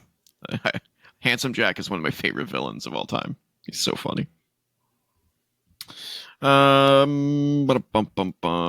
we here? Oh yeah, this one's weird. I don't know why it zoomed out. That's annoying. World of Warcraft is getting a one-button option that will automatically cast the next ideal spell. Odd. Blizzard is preparing to add a new feature to World of Warcraft that might sound strange at first. An option to have the game tell you what spell you should optimally cast next in combat, with an additional option to simply let the game cast the next spell for you. Today, in a lengthy interview between game director... Oh, God. We'll never, ever be able to say that name. I'm not going to try. I'll just butcher it. Don't be Team a coward. Liquid and Team Liquid raid leader Maximum. Don't be a coward. I'm going to say it's Ion Hazakostas? I guess. See? Maybe. You made an attempt. I have no idea if it's correct, but you made an attempt. Yeah. And content director Dratnos, it was announced that the upcoming World of Warcraft patch 11.1.7, a new feature will be added called Rotation Assist, When turned on, it will highlight in combat the recommended next ability for your character to use based on class specialization and the combat situation. Additionally, the feature will come with an optional one button option that will allow the player to simply press one button to automatically cast whichever spell the game is recommending to cast next. However, there's a penalty for using the one button option. It will add an additional small amount of time to the global cooldown, meaning players using the single button option will overall cast spells slower and deal less damage than someone playing manually. In the video, Kazakostas explains that the new feature is based on the popular add-on Hekili, which similarly recommends optional next spells to cast but does not provide a one-button rotation. Quote, add-ons are amazing. The things that the community has done over the last 20 years to allow people to experience different aesthetics, different functionality, have information available at their fingertips like that is a huge part of WoW's success. And we don't question or want to undermine that for a moment. At the same time, ideally, if you ask people, hey, how can I get better? I'm really struggling at this. The first answer shouldn't be, well, download this add-on, and this add-on. Otherwise, you're doing it wrong, because that's starting to get into the mandatory place, whether you like it or not. Yeah, I completely agree with his sentiment here. I played WoW for several years, and you really did. If you wanted to be good, you needed several add-ons to make yourself better as a player. I think these are good ways of teaching people how to play better, and it also with the global cooldown being longer if you use the one button option, that also prevents it from feeling like a cheat and like the game plays itself. Because if you do that, like no guild is going to take you on a raid if you're using that button. Like there's not going to do it. The raiders have like charts and percentages to see like how much damage you're stacking if you're carrying your weight essentially, and if you're using the one button option, it sounds like it's pretty clear that you're going to be at the bottom of the list. So it sounds like it's just a way I to have only one thing to help say out the about noobs. this. If I hear anybody praise this feature who has shit on Final Fantasy XII as playing itself, I will kill them for real. I will not kill them in Minecraft. I will not kill them in Roblox. I will not kill them in whatever cutesy euphemism you want to use. I will kill them for real. This is a threat. You will be dead. And a promise. That is all I'm going to say on the matter. Yeah. Yeah. So you went on a huge rant on our ranking Final Fantasy games list about this. So yeah,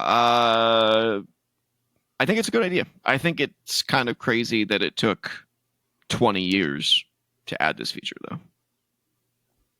That's a long ass time. I'd love to get back into World of Warcraft, but it's such a time sink. I just can't do it. All right, next up. If I can get it to switch. It's not going to switch. It doesn't like me now. There we go.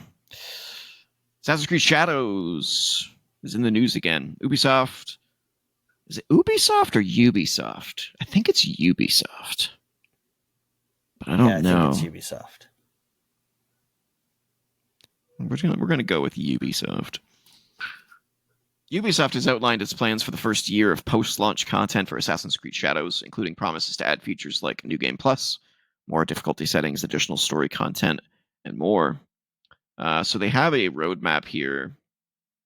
So in May, so by the end of May, they're going to add a story drop, a new free quest, a codex update, whatever that is, quality of life improvements, a parkour update, which I guess just makes the parkour in the game much more smooth, and a photo mode update. By the end of June, you're going to get another free quest and a new ally for your league, whatever that is. New difficulty settings, gameplay immersion options, open world alarm system, headgear and cutscene option. I love that has to be something that they put in post-launch content. Oh my god. And then Beyond that, they have New Game Plus, community feedback updates, new story drops, special collaborations, codex updates, animus content, new rewards, more store drops, and an expansion. Holy crimoly.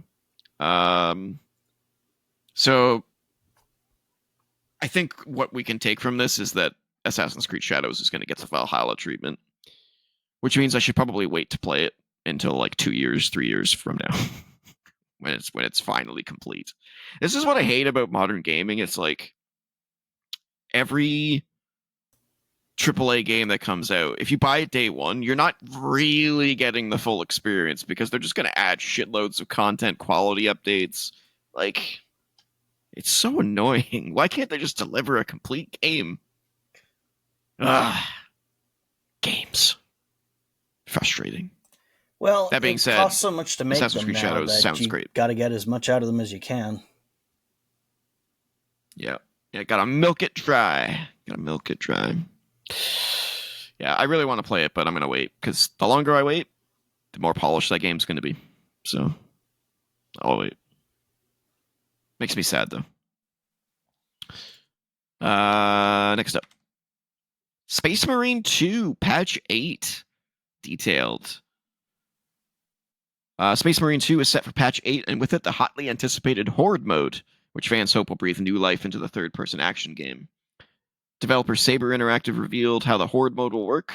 It's for up to 3 players. You can play solo with 2 bots, like in PvE Operations mode. And as you'd expect, you fight increasingly difficult waves of Tyranids and Chaos. Your class and weapon levels are based on your PvE levels. Difficulty will increase for each wave you've defeated, so you'll have to prepare yourself accordingly to vaporize as many waves as you can. The companies also offered a first look below at the Horde mode map, which takes place in Kadaku. Kadaku is the Imperial Jungle World Space Marine 2 players will already be familiar with. The Horde mode release date is yet to be announced, but it sounds like it's not too far off. As for what Patch 8 will bring, Focus and Saber players can expect more free and premium DLC, including a Blood Angels cosmetic pack, a White Scars champion pack, and a rebalancing of the absolute difficulty. Fans had indicated that they wanted absolute difficulty to be even tougher in order to differentiate it more from lethal difficulty, and it sounds like that's on the cards. I really want to play this game. I played, it was either a free trial or a demo, and I went into it thinking, oh, it's another Warhammer game. I'm sure I'll play it for about 5-10 minutes and be like, yep, I'm out.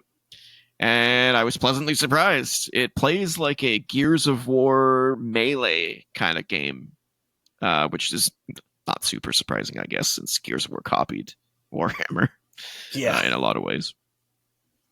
But it was super fun. Like the melee combat felt really crunchy, and punchy. The weapons felt really good. The graphics were beautiful. The action was crazy. It was really fun. I just haven't purchased it because it's one of those games that's like $93 Canadian plus tax. Yep. So I'm like, no, I'm gonna wait. I'm gonna wait. But yeah, Horde mode. Love me some Horde mode. Just put me on a map and send waves of enemies at me. I like it. I don't know if we've talked about this, but like one of my favorite Horde modes was Firefight's great. Yeah, from that was the first one. No, it was the second one, I think.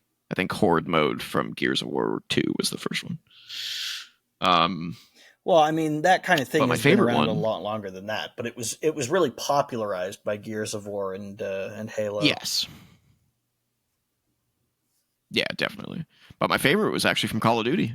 I think it was Modern Warfare 2 had a survival mode where they put you on a map. Yeah, that was the last time I played Call of Duty with you was Modern Warfare 3 Survival, and that was the old Modern Warfare 3 Survival, was it 3? Not the new Modern Warfare 3. Yeah. Okay. Yeah, I knew it was either 2 or 3 because it's the only game in the entire series that has that survival mode. Every single other game has zombies. And I'm like, oh my god, they need to bring back survival mode. It was so fun, It was so difficult and so challenging and so fun. I loved it. It's a shame that it was only in that one game. I'm sure it will eventually come to Game Pass, so maybe we can play it in the future. All right. More Ubisoft news. This one's weird. Um, Good news, Sam Fisher fans. Ubisoft has confirmed it still remembers Splinter Cell exists. Sort of. It's added Steam achievements to 2013's Splinter Cell Blacklist. Oh, great. Okay. Why? Why did you do that? Like, I don't understand. Also, apparently the accomplishments are retroactively completed. So if you've played the game to death, you'll probably turn it on. It'll sync with your achievements, and then it'll just be like ding ding ding ding ding ding ding ding ding. Now, Yep. don't get me wrong. Splinter Cell Blacklist, great game. It's a great game. I prefer Conviction personally. I think it's a superior game. But Blacklist is fantastic. But why did this get Steam achievements a billion years later? It's so weird. I have no idea. But it's not the only weird Ubisoft news this week, because another game got the 60 frames per second patch treatment. Far Cry 4 has been given the 60 frames per second patch treatment on PlayStation 5 and Xbox Series X and S. So I never actually played Far Cry 4. I loved Far Cry 3. Like I'm pretty sure I would have given it my game of the year it came out. Like it was fan bloody tastic. I skipped 4. I don't know why. I think I was burnt out. Yeah, Far Cry 3 is just like it's a brilliant game. But yeah, I skipped 4, and I think it's because Primal came out right before it. I could be wrong, but I'm pretty sure Primal came out right before it, and I played that game to death, and I love Primal. So I think I was just kind of Far Cry'd out. And then I played Far Cry 5, which is absolutely phenomenal. Far Cry 5 probably is the best Far Cry game in my opinion. And then I got burnt out again, and Beyond what was it, Beyond Dawn or New Dawn, something like that. Couldn't get into it. And and then Far Cry 6 I couldn't get into either. So hopefully the next Far Cry game I'll be able to get into, because I still love that series. It's just they're so big. Yeah, I end up getting burnt out. But I did go back and download this because they added it to Game Pass this week. Somebody found an old build of what appears to be an abandoned attempt to port the original Far Cry to Xbox. They found they had a development kit Xbox, and they found this on the hard drive, and it is very early and very broken because they never finished it, and they instead went on to make Far Cry Instincts, which is that Xbox exclusive Far Cry game that is way more linear. Oof. Because open worlds like that on the original Xbox were doable, but not satisfactorily, not for an action game. But yeah, just a little neat thing that was found and dumped and put online recently. Yeah, I liked Far Cry 2. That's what got me into the series, was actually 2. And then there was this like huge gap between 2 and 3, if I remember correctly. Like 2 was a long time ago, and then 3 came up and blew everything out of the water.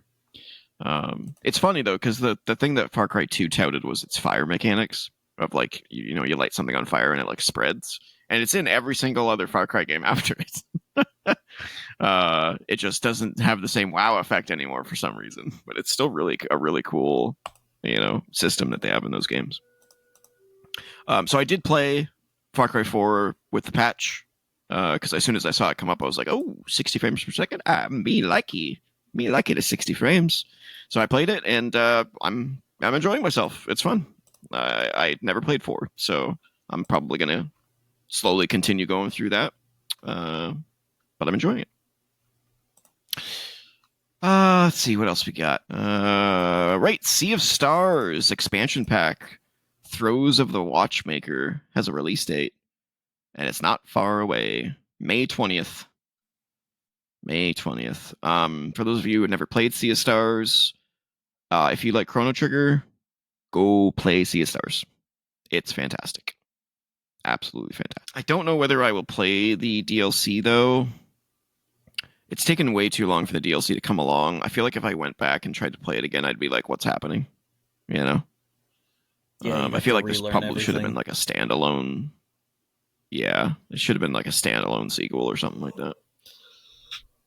But if they do more DLC, then maybe I'll like wait and play them all at the same time, kind of thing. Or maybe if they make Sea of Stars 2, which pretty confident that they're going to, based on the ending of Sea of Stars. Uh, the Maybe I'll wait and play it just before the second one comes out. Great game. Highly, highly, highly recommend Sea of Stars. Beautiful game, amazing music, great combat system. Like I said, if you like Chrono Trigger, you got to play this game. It's so good. This one is interesting. I don't know if you caught this, or I don't know if anyone caught this. I couldn't believe it wasn't reported more widely. Chrono Trigger is Oh, in the news. I hate to burst your bubble, but this has already been confirmed as a mistranslation. Oh, okay. What was the translation then? I don't know. I don't know what it was, but apparently the translator said something different than Yuji Horii, and he didn't actually say there might be a Chrono Trigger remake. It was all just a misunderstanding. Mm-hmm. Or he's covering up for it. No response. I have no response to It's that. doesn't. No, I think Uh, uh, people there's like video footage of it out there now. I don't speak Japanese, so I can't speak to what he said, but like it was sorted out pretty quickly that it was a bunch of wishful thinking and a creative interpretation of what he said. hmm. We'll see. We'll see. For those of you who have no idea what we're talking about, there was a panel. I don't know where it was, um, but it was about Dragon Quest 3 and 5, and just talking about like the history of Square RPGs. Um, and at one point, I don't know his name. What was his name here? Yuji Horii. Uh, that guy casually mentioned a Chrono Trigger remake while he was answering questions. And then the translator went back to him, and they kind of had this like gasp on their face, like, "Oops, I shouldn't have said that." And then the translator kind of came back up and was like, "You heard nothing. You heard nothing. I did. He didn't say anything." So apparently it was just a mistranslation, but I see through it. It's bullshit. There's something coming for Chrono Trigger. There's gotta be. They know. They know.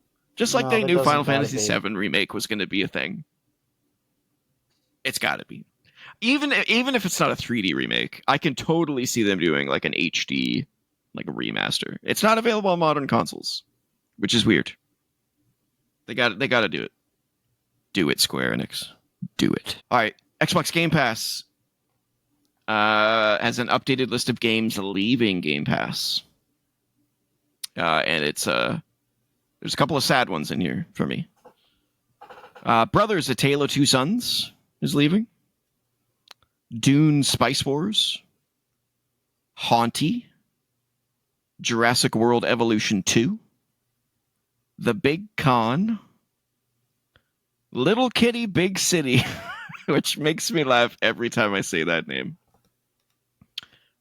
Planet of Lana, which I've been meaning to play, and just something else always keeps coming up. I don't know when in May they're leaving. Is it just at the end of May? Let's see. May 15th. So I could potentially still play it. I got 11 days. I can still try and beat it. And Chance of Senar is also leaving Game Pass. If you have not played Chance of Senar, go play it. It is one of the most rewarding games I have ever played. Go play it. I talked about it on Victor Lucas's Rocket and Ray Gun Awards. Um, Amazing game. 10 out of 10. And finally, Sony has announced PlayStation Plus's monthly games for May 2025. So these are the 3 free games that you will get as long as you are on at least the lowest tier of PlayStation Plus. Ark Survival Ascended. This is the Ark 1 remake / remaster thing. That also includes like all of the DLC for the original game. This was on Game Pass, I think it was, and I tried it because I remember playing Ark 1 thinking, holy shit, this game feels older than dirt. So I was when they announced a remake of it, I was like, okay, if this is a ground up remake in Unreal Engine 5, they're gonna redo all the stuff that makes it feel old. Eh, they did not. All of the menus are still janky and unorganized as shit. It looks better as a video game, but the problem with that game is it was never how the game looks. The problem with that game was how the menus worked, and they're still just as terrible on console as it was before. So why Do you still have a they did shit this button? remake, I think so, yeah. I think so. Yeah. I'm looking forward to Arc 2 because I really want to see what they can do with a much better interface.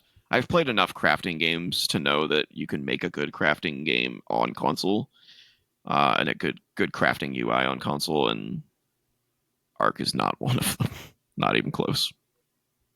I'm sure if you beat your head against the wall for long enough, you could get used to it, but no, that's not what I want in my video game. No thanks. Also joining PlayStation Plus, Balatro, which needs no introduction, I don't think, at this point. That's the poker roguelike. I still have not played it. I mean, I think it got way too much Balatro. I've always called it Balatro, but maybe that's not how you pronounce it. Um, I would still recommend it. I just think it was blown way out of proportion. I think how good it is. I'd give it like a solid 8. I'd give it an 8. Some people get super addicted to the card games, though. Like, I mean, I do. Monster Train. I don't even want to check how many hours I've spent on Monster Train. But I love Monster Train a heck of a lot more than Balatro. And then finally, the third game on PlayStation Plus this month, Warhammer 40,000 Bolt Gun, which I don't think I've played. Yeah. Is that just the first-person shooter one? Yeah, I guess the first. Yeah, it's the retro-styled first-person shooter, which I will say there are moments in it that are really good, but it's got like it's got the worst level design of any shooter I've ever played, potentially any game ever. Ooh. And there's no map, so Ooh. good fucking luck finding your way around when every single room looks exactly the same in most levels. And then you get to one level and they actually have like signs that tell you what the different areas are, and it's like, where the fuck was this level designer in the rest of the game? Yeah, I never even finished it. It was just garbage to navigate. Like, imagine playing a Doom level where all the walls have the exact same texture, but you have no map function, and trying to fucking find your way around. Oh my god, it was horrible. It was horrible. Combat was just great. A maze. It was really fun to move around. It was really fun to shoot things. But fucking navigating bolt gun is just the worst. It's fucking terrible. It just needs a map. That's all they needed to do, and it would have fixed it. And they didn't do that, so fuck it. Maybe a modder added it. Who knows? Yeah, I think Space Marine 2 is probably like the easy best Warhammer game out there. At least from what I've played. All right, that is the news, ladies and gentlemen. We got through that a lot quicker than I thought we would. But lots of stuff, lots of goings on. That's for sure. So let's get on to our favorite part of the show. I don't know the fun part of the show for us. Let's test our gaming knowledge with Screenshot Scope. Let me load that bad boy up here. Starting with, ooh, that looks familiar. Is that the fucking? Is that Nier Automata? Is that the pier level from Skate 3? Maybe. Oh, yeah. This looks like a half pipe or something. Yeah, you could be right. Nope. Ooh, 43%. Jesus. Ooh. Okay. Easily the lowest score we've had on this game so far. Yes. Holy crap. Ouch. 40. Oh Okay, so this has to be a notoriously bad game then. Yeah. But what would it be though? Is this a disaster report game again? No, this looks better than Disaster Report. Ooh, that's not good. I mean, it looks like a PS3 game visually. I need more info though. My vote's a skip. I'm not getting anything. Yeah, I agree. Oh, well, a Wii U exclusive. Oh boy. With a rocket launcher. Yeah. I don't recognize that UI. Could it be Zombie U? I don't think it had a 43. I would guess it's probably somewhere in the 60s. I mean, I can't think of anything else. I'll guess it though. If it's that low, I'll be sad. No. An action hack and slash game? Oh, look at we can see like a dude here. Tattoos. Are those tattoos? Is that really an arm? I don't know. It kind of looks like some kind of it looks like an arm. Plastic netting for holding down stuff on pallets to me. Or it could be a really shitty arm. No, those are like Japanese. Yeah, those look like Japanese tattoos. I don't know about that. Or like you. I mean, it's possible. Or Chinese, maybe. I have no idea. I don't know what this could be though. A Wii U exclusive. It is. Look at that. Yeah, those were tattoos. Good call. 2015. Oh, could this be 2015? Fucking one of those shitty Call of Duty ports, maybe? Oh, could be. Did Wii U get a Call of Duty port? I don't know which ones got ported to Wii U. Yeah, they got like Black Ops 2 like way after the fact or some shit. But it was like a special Wii U version or some shit. I don't know. Well, let's just try Black Ops 2. We'll see if it's a Call of Duty game. Yeah. No, it's not Call of Duty. What the heck is going on here? What the heck? Hello Game Studios, Nintendo SPD. What is this? I don't know. Is this Red Steel 2? Like, I'm looking at the sword. No, that can't. That's Wii. Yeah, well, but the thing... Yeah, that's a Wii game. That's what I was thinking, like Red Steel maybe, but no, that's Wii. I have no fucking idea. And it looks like there's some kind of, like, chat going on? I don't know what this is. Yeah, that does look like a chat. I guess you could guess Red Steel something. Maybe there's a Red Steel 3 that I didn't know about. I mean, we're either gonna skip and lose or guess it wrong and lose, so who knows? I have a feeling I know what this is, but I don't. Oh, let's see what happens. Devil's Third. I knew it. I knew that name. Damn it. Devil's Third. Okay, I don't know what Devil's Third is. Yeah, it was a bad game. It was made by shoot. It's a famous guy.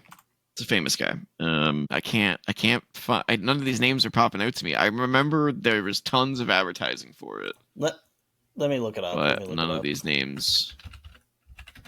Oh, Itagaki. Oh, okay. All right. Tamanobu Itagaki. Stopped paying attention to what Itagaki.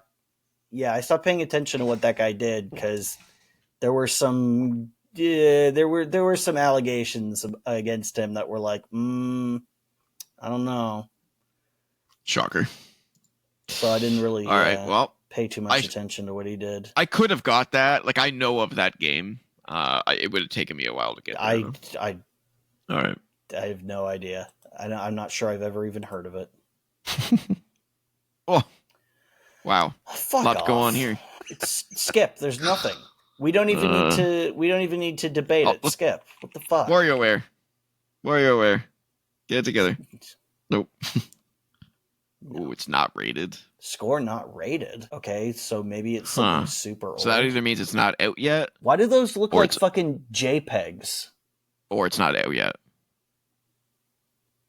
Yeah, it's clearly a stylized game. Looks like a bar game. Bartender. I have no idea what this could be. I've never seen a game that had like shittily cut. What the fuck is this? Oh, it's gonna be some game no one's ever heard of before, or some shit. Probably. Oh. What is this? A fucking Flash game? Like, what the fuck? It's clearly an indie game. This looks like no idea. This looks like when somebody does a shitty cutout in a PNG and puts it in their Newgrounds Flash game. What the fuck? I have no idea. Whoa. 2005? Okay. I've seen screenshots of this game going around. It's some kind of meme, but I don't know what the game is called. I've never known what it's called. It's just there's an image from this that goes around. I have no idea what it is. I've never investigated it. I just recognize that character from the meme, but I have no idea. I didn't even know it was from a video game until now. Now that I can see it in 3D, it actually doesn't look terrible. Those screenshots look terrible, but like this kind of a cell shaded, almost like I kind of dig the look. I mean, it looks kind of terrible to me. Yeah, I don't know. I don't know what game it is, but Facade. Okay, sure. I'm not up to date on my dank memes, we're not doing too well, so I have no fucking idea. This looks terrible too. Think of a snow game. Well, if it weren't for the particle effects, I might hazard to guess Mission Impossible on the N64. But those particles look bad even for that. I think it might be. Yeah, I think it might be Mercenaries. Oh, 91% though. Nope, 91. Holy shit. Well, that looks like a fucked up car. Or like half of a fucked up car. God, we're not having a good one today. We'll get this one. Okay, it's a 91%. We're going to get this one. Maybe. Metal. Oh, yeah. Who's the man? Who's the fucking man, bro? To me. And I disconnected. And now I'm back. Who's the man? Who is the absolute man? Oh, you got it. Okay. Wow, who is the absolute man? Black looks like shit. Wait, was this a PS3 game or a PS2 game? Two, PS2. Oh, okay. You know what I'm thinking of? I'm thinking of the Twisted Metal reboot because I was like, isn't that a PS3 game? Shouldn't that one was better 3 than that? I can't believe I got that. It's so funny. Oh, come on. Oh, Jesus Christ. Well, it looks like it might be an NES or Master System game. If you get this correct... No. Okay. Oh, it's DuckTales. I think it's DuckTales. Nice. There you go. Yeah. We both got one at 2. I like it. Yeah, that's a great game. It just looked like a Capcom game, and I was like, that's not Mega Man, so it's probably DuckTales. That was what I was thinking too. I was like, that has the aesthetic of Mega Man, but I don't think it's Mega Man. Yep. Oh. Well, that looks like Borderlands. Now this looks kind of like Borderlands, but not maybe good enough. It might be Tales from the Borderlands. This is what Borderlands would look like if it was on the GameCube. Oh, it's not. Oh, is it 13?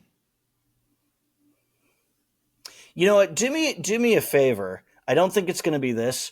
Try 13 in Roman numerals, like XIII. I Just, I just just try. said that. No. Oh, it's a Wii exclusive. Oh, could this be Red Steel? Oh, maybe. Oh, it is! Wow. I played this game once, and it was, What are the it was chances okay. of that happening? Yeah. I never played either of the Red Steel games. It's funny. It was okay. Whoa. Nice Okay, trees. that's like literally a real image. That has to be a Is real image. is that one of the recent Hitman games? It kind of looks like it. Like I could see some sort of horrible thing happening from what I assume is that billboard there.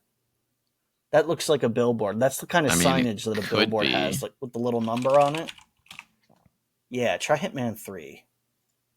No. Nope. 87. It's not bad. I swear to God, that looks real to me, though. Like, legitimately real. I like the atmosphere, but I don't know what this is. Yeah, 87% is really high.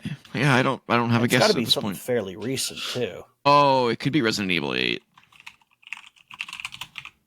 Okay. What the? What the maybe it... What? What the fuck So is that was this? real. This is real. Is that first real one footage? is definitely real. Is it like... Yeah. Then I have no idea what this is. Is this going to be some like modern FMV game? It's on PC, There are a couple. Xbox There's like Series, and mobile? Yeah, the Xbox Series one is throwing me, but there are games like Her Story that came out that are like full FMV games. Huh.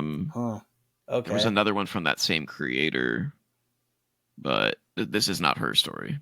I know that because I played it. But there was another game that was like it. I'm going to be no help here. The thing that's throwing me is Xbox Series, and this. This is throwing me, and I'll put Her Story just to eliminate it, but I don't think it is. No. Oh, it's an interactive film. Oh, I wonder if it's Erica. Yeah, fuck it. I have no idea. Are they drinking that stuff that they pour on pads in those commercials? You know, they always use the blue liquid to show the absorbency. That's funny. Or is it that shit that they have at the fucking hair salon? You know, the stuff that they sterilize their equipment in. Yeah, I know what you're talking about. Yeah, something side, hairicide, something like that. I know I'm gonna know the name of this. It looks familiar. God, I don't know what this is. Germicide. I don't know. I'm pretty sure it's the game that the Her Story developers made after Her Story because she looks super familiar. So I'm gonna skip this. The name might come to me, but maybe. No, it's not. I don't think it is. Sam Barlow? That name rings a bell. Yeah, I'm not gonna get it. I'm not gonna get it. I've probably heard of it, but I don't think I'm gonna get it. I'm guessing you don't have anything either. No, I have absolutely nothing. Immortality. Yep. See, yeah. Fuck. I've never heard of this. Yep.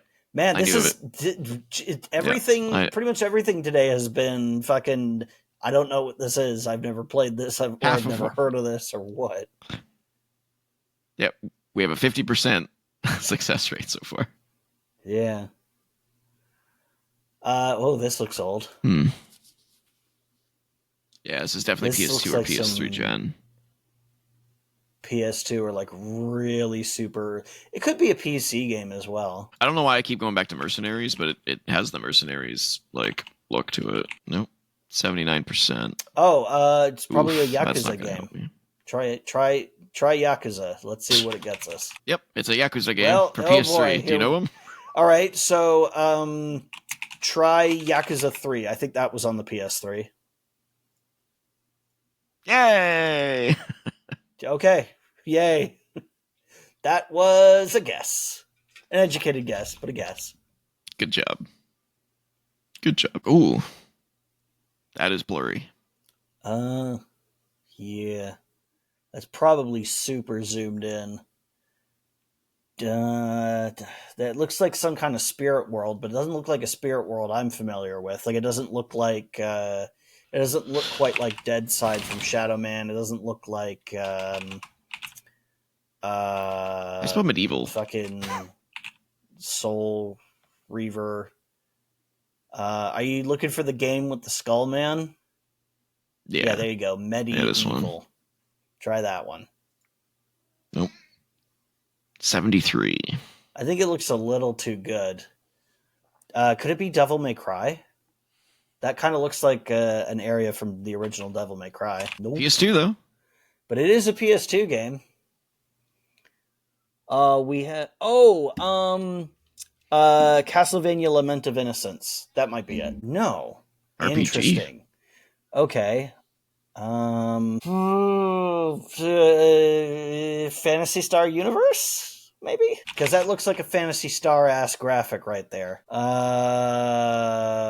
Shadow Hearts? Maybe? Hey. Look at me! Process of elimination. Good job. That Never heard of that one. Wouldn't have got that one. That was another educated guess. I forget if it's Shadow Hearts or Shadow Hearts improved. Covenant that has the scene where you get I will say raped by a man in a wrestling ring. It's not played like a rape. It's played for laughs. But it's pretty clear that it's not consensual, so it's a rape. Oh, I see. Whoa. It's funny because he doesn't want it in the butt.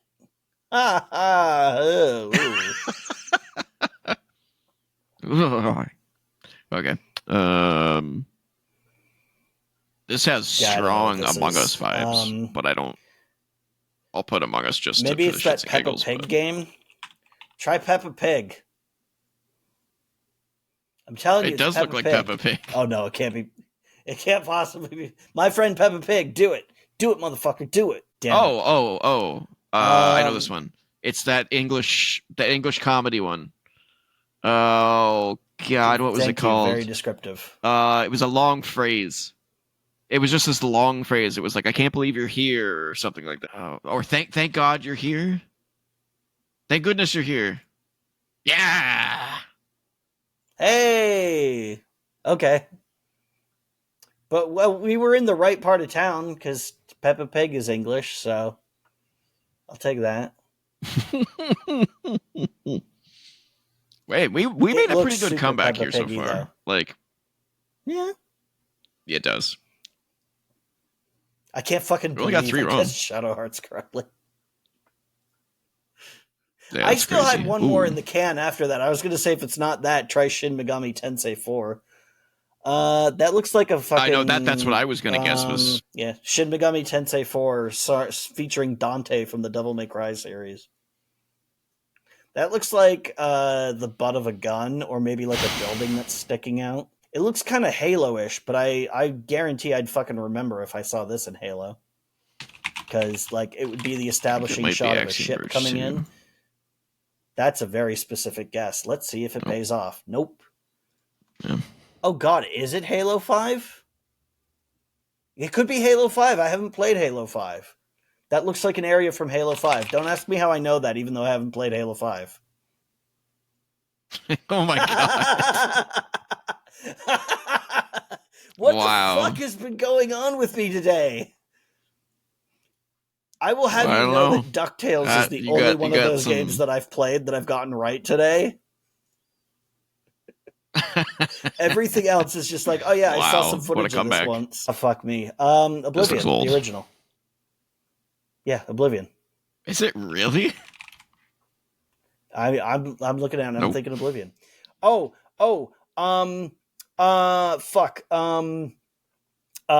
Final Fantasy 9? I'm going to say 9. If it's not 9, it's 8. Yeah, it's 8. It's apparently 8. Wow. What? It's 7. Oh, 7. It's 7. There's Cosmo Canyon. Wow. What was the first? Oh, that was the That ether caves or whatever, gets the materia cave. Oh yeah. You're Yeah. right. Go see the full size screenshot, so we'll That know I for don't sure. reckon. Yeah. What a game. What the fuck? Why What a game that is, man. Why is it the Polish version? That's a good question. Maybe that's where they made this the spiel. Guess the angle. Jesus. All right, last one. Just what I want to do is guess math. Oh fuck. I think it might be Homeworld. If you get this from that, I will be very impressed. 80%. That looks familiar, but I don't know what it is. There's some UI. Can't really get anything off of that. Could be Sins of a Solar Empire. It is a PC game, though. Elite Dangerous, maybe? I feel like we've had that already, but it could be. Wow, good job. You want to know? You want to know how I got that? Elite has a very orange UI. That's it. I actually thought about it when I first saw the orange, but I was like, I'm pretty sure we had Elite Dangerous once already. Kind of strange. Could have sworn we had it once already, but maybe it was on one of our quizzes. The day of it's a beautiful game, man. Games that I have seen but not played. And I've barely played the original DuckTales, by the way. I've only barely played that game. Elite Dangerous is like a space MMO, but you're alone. It's very, very a very quiet game. Mm-hmm. It's a lot of traveling. Also, if you're dead, you're dead. I feel like I should like it, but I don't. Yeah. I'm gonna play one more. I feel like we're on a roll. We gotta sure. We gotta stretch it. I think this is Little Nightmares. You always think it's Little Nightmares. Everything about this looks like Little Nightmares. In this instance, though, it does kind of look like Little Nightmares.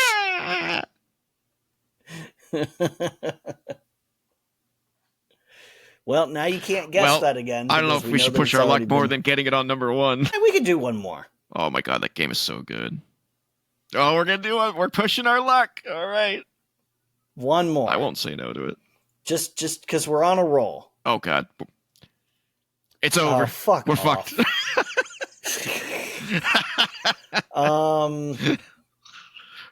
The question is that a targeting reticle or is it a road? What is it? God, it looks like the fucking road out of an Atari game. Right? Well, let's just guess Spy Hunter. Sure. Spy Hunter's not even in here. Or is it Spy Hunter? No, Spy Hunter. 2 words. Not rated.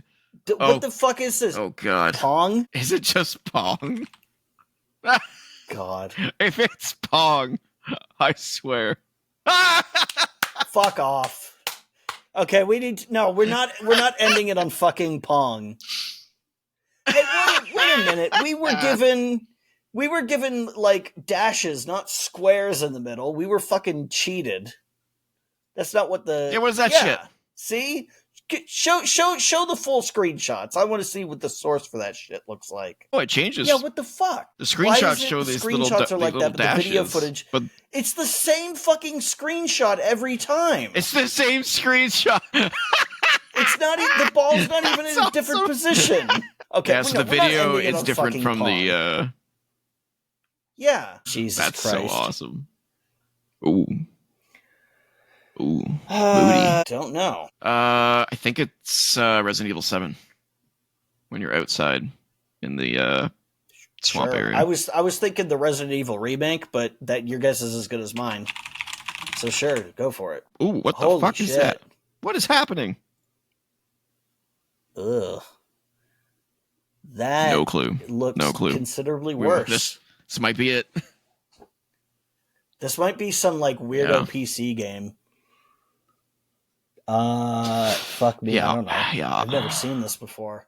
I feel like if I'd seen this in a video game, it would have burned into my brain permanently. Oh, What Outlast? the fuck? Oh, Outlast. Nope, it's Outlast 2. There we go.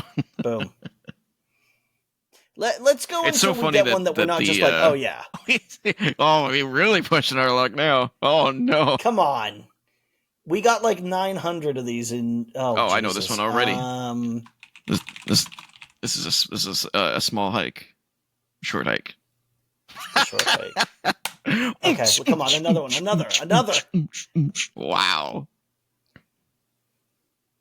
I don't even know what to say. We're on a roll right now.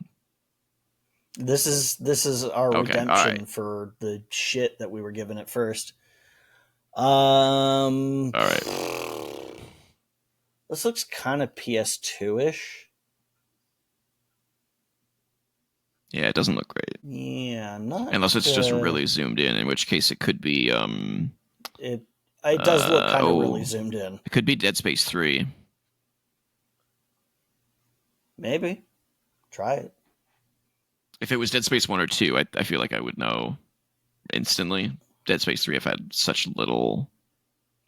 Let's try it. Oh, well, that's M. a Metroid Other M. Oh, my God. Wow. What a crappy game. Should we do another? Yep. Yeah, let's do it. Fuck it, let's do it. Ooh. That's water. Not very descriptive. Fuck, I don't know. What game's got a water red in mark it? there. Think of a game is this one of those water. submarine games? I think it's one of those like early sub games. Like this is the sub. This is the water, and that's the horizon. Maybe. Do you know the names of any submarine games? You just put in submarine, sure. Submarine Commander. It, why not? Sure. Nope. Oh, 85%. It's not going to be a sub game, that's for sure. Yeah, maybe. That looks old, though. This is starting to look like GoldenEye. Look at that. With the way those lights are. But it's not GoldenEye. Maybe it's like that's some, The World Is Not Enough or something. That's some PS1, PS2 gen shit. What did you think it was? The World Is Not Enough. That's an N64 game. 85% though. World Is Not Enough was pretty good. I don't know if it's 85 good, but I liked it. Ooh, PC only. It's not a. Oh, okay. Oh, it's a Rainbow Six game. Yeah, maybe. Try the original. Try Rainbow Six. That's that looks like a Rainbow Six. But maybe. Try it. Try Rainbow Six. Jesus. I officially have a sickness. Okay, I think we'll stop there. Otherwise, we're gonna get. We're gonna go through all these. Yeah, we're just gonna get them. Yeah. Yeah. We don't want to waste them for future episodes. Yeah. But we knocked it out of the park. We're I think nearly the 230 we must have done like 15, and we only got 3 wrong. I like it. All right, ladies and gentlemen, this has been Press Pause, a gaming podcast, episode 43, the delay edition. Oh man, if you want to reach me, I am. It's a good thing we're ending because your audio is cutting out on BlueSky. Hard for me. It was like this press episode. When you were saying this is Press Pause, a gaming podcast, it was just that.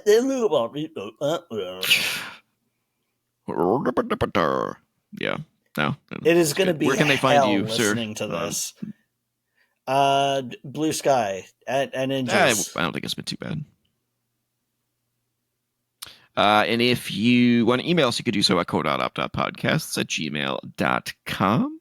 Don't forget to join the Co-op Club Discord community server. Link is in the description. Yeah, we'll be back later this week, potentially, depending on Andrew's internet. Assuming my internet survives. With an extra. Yeah, we'll see. We'll see how it goes. I don't know if we could do an extra. At Trevor's place. Yeah, we might have to delay it and get in person for this one. Let's see what else. Yeah, don't forget to comment, like, share, subscribe, ring the bell for notifications, all that good stuff.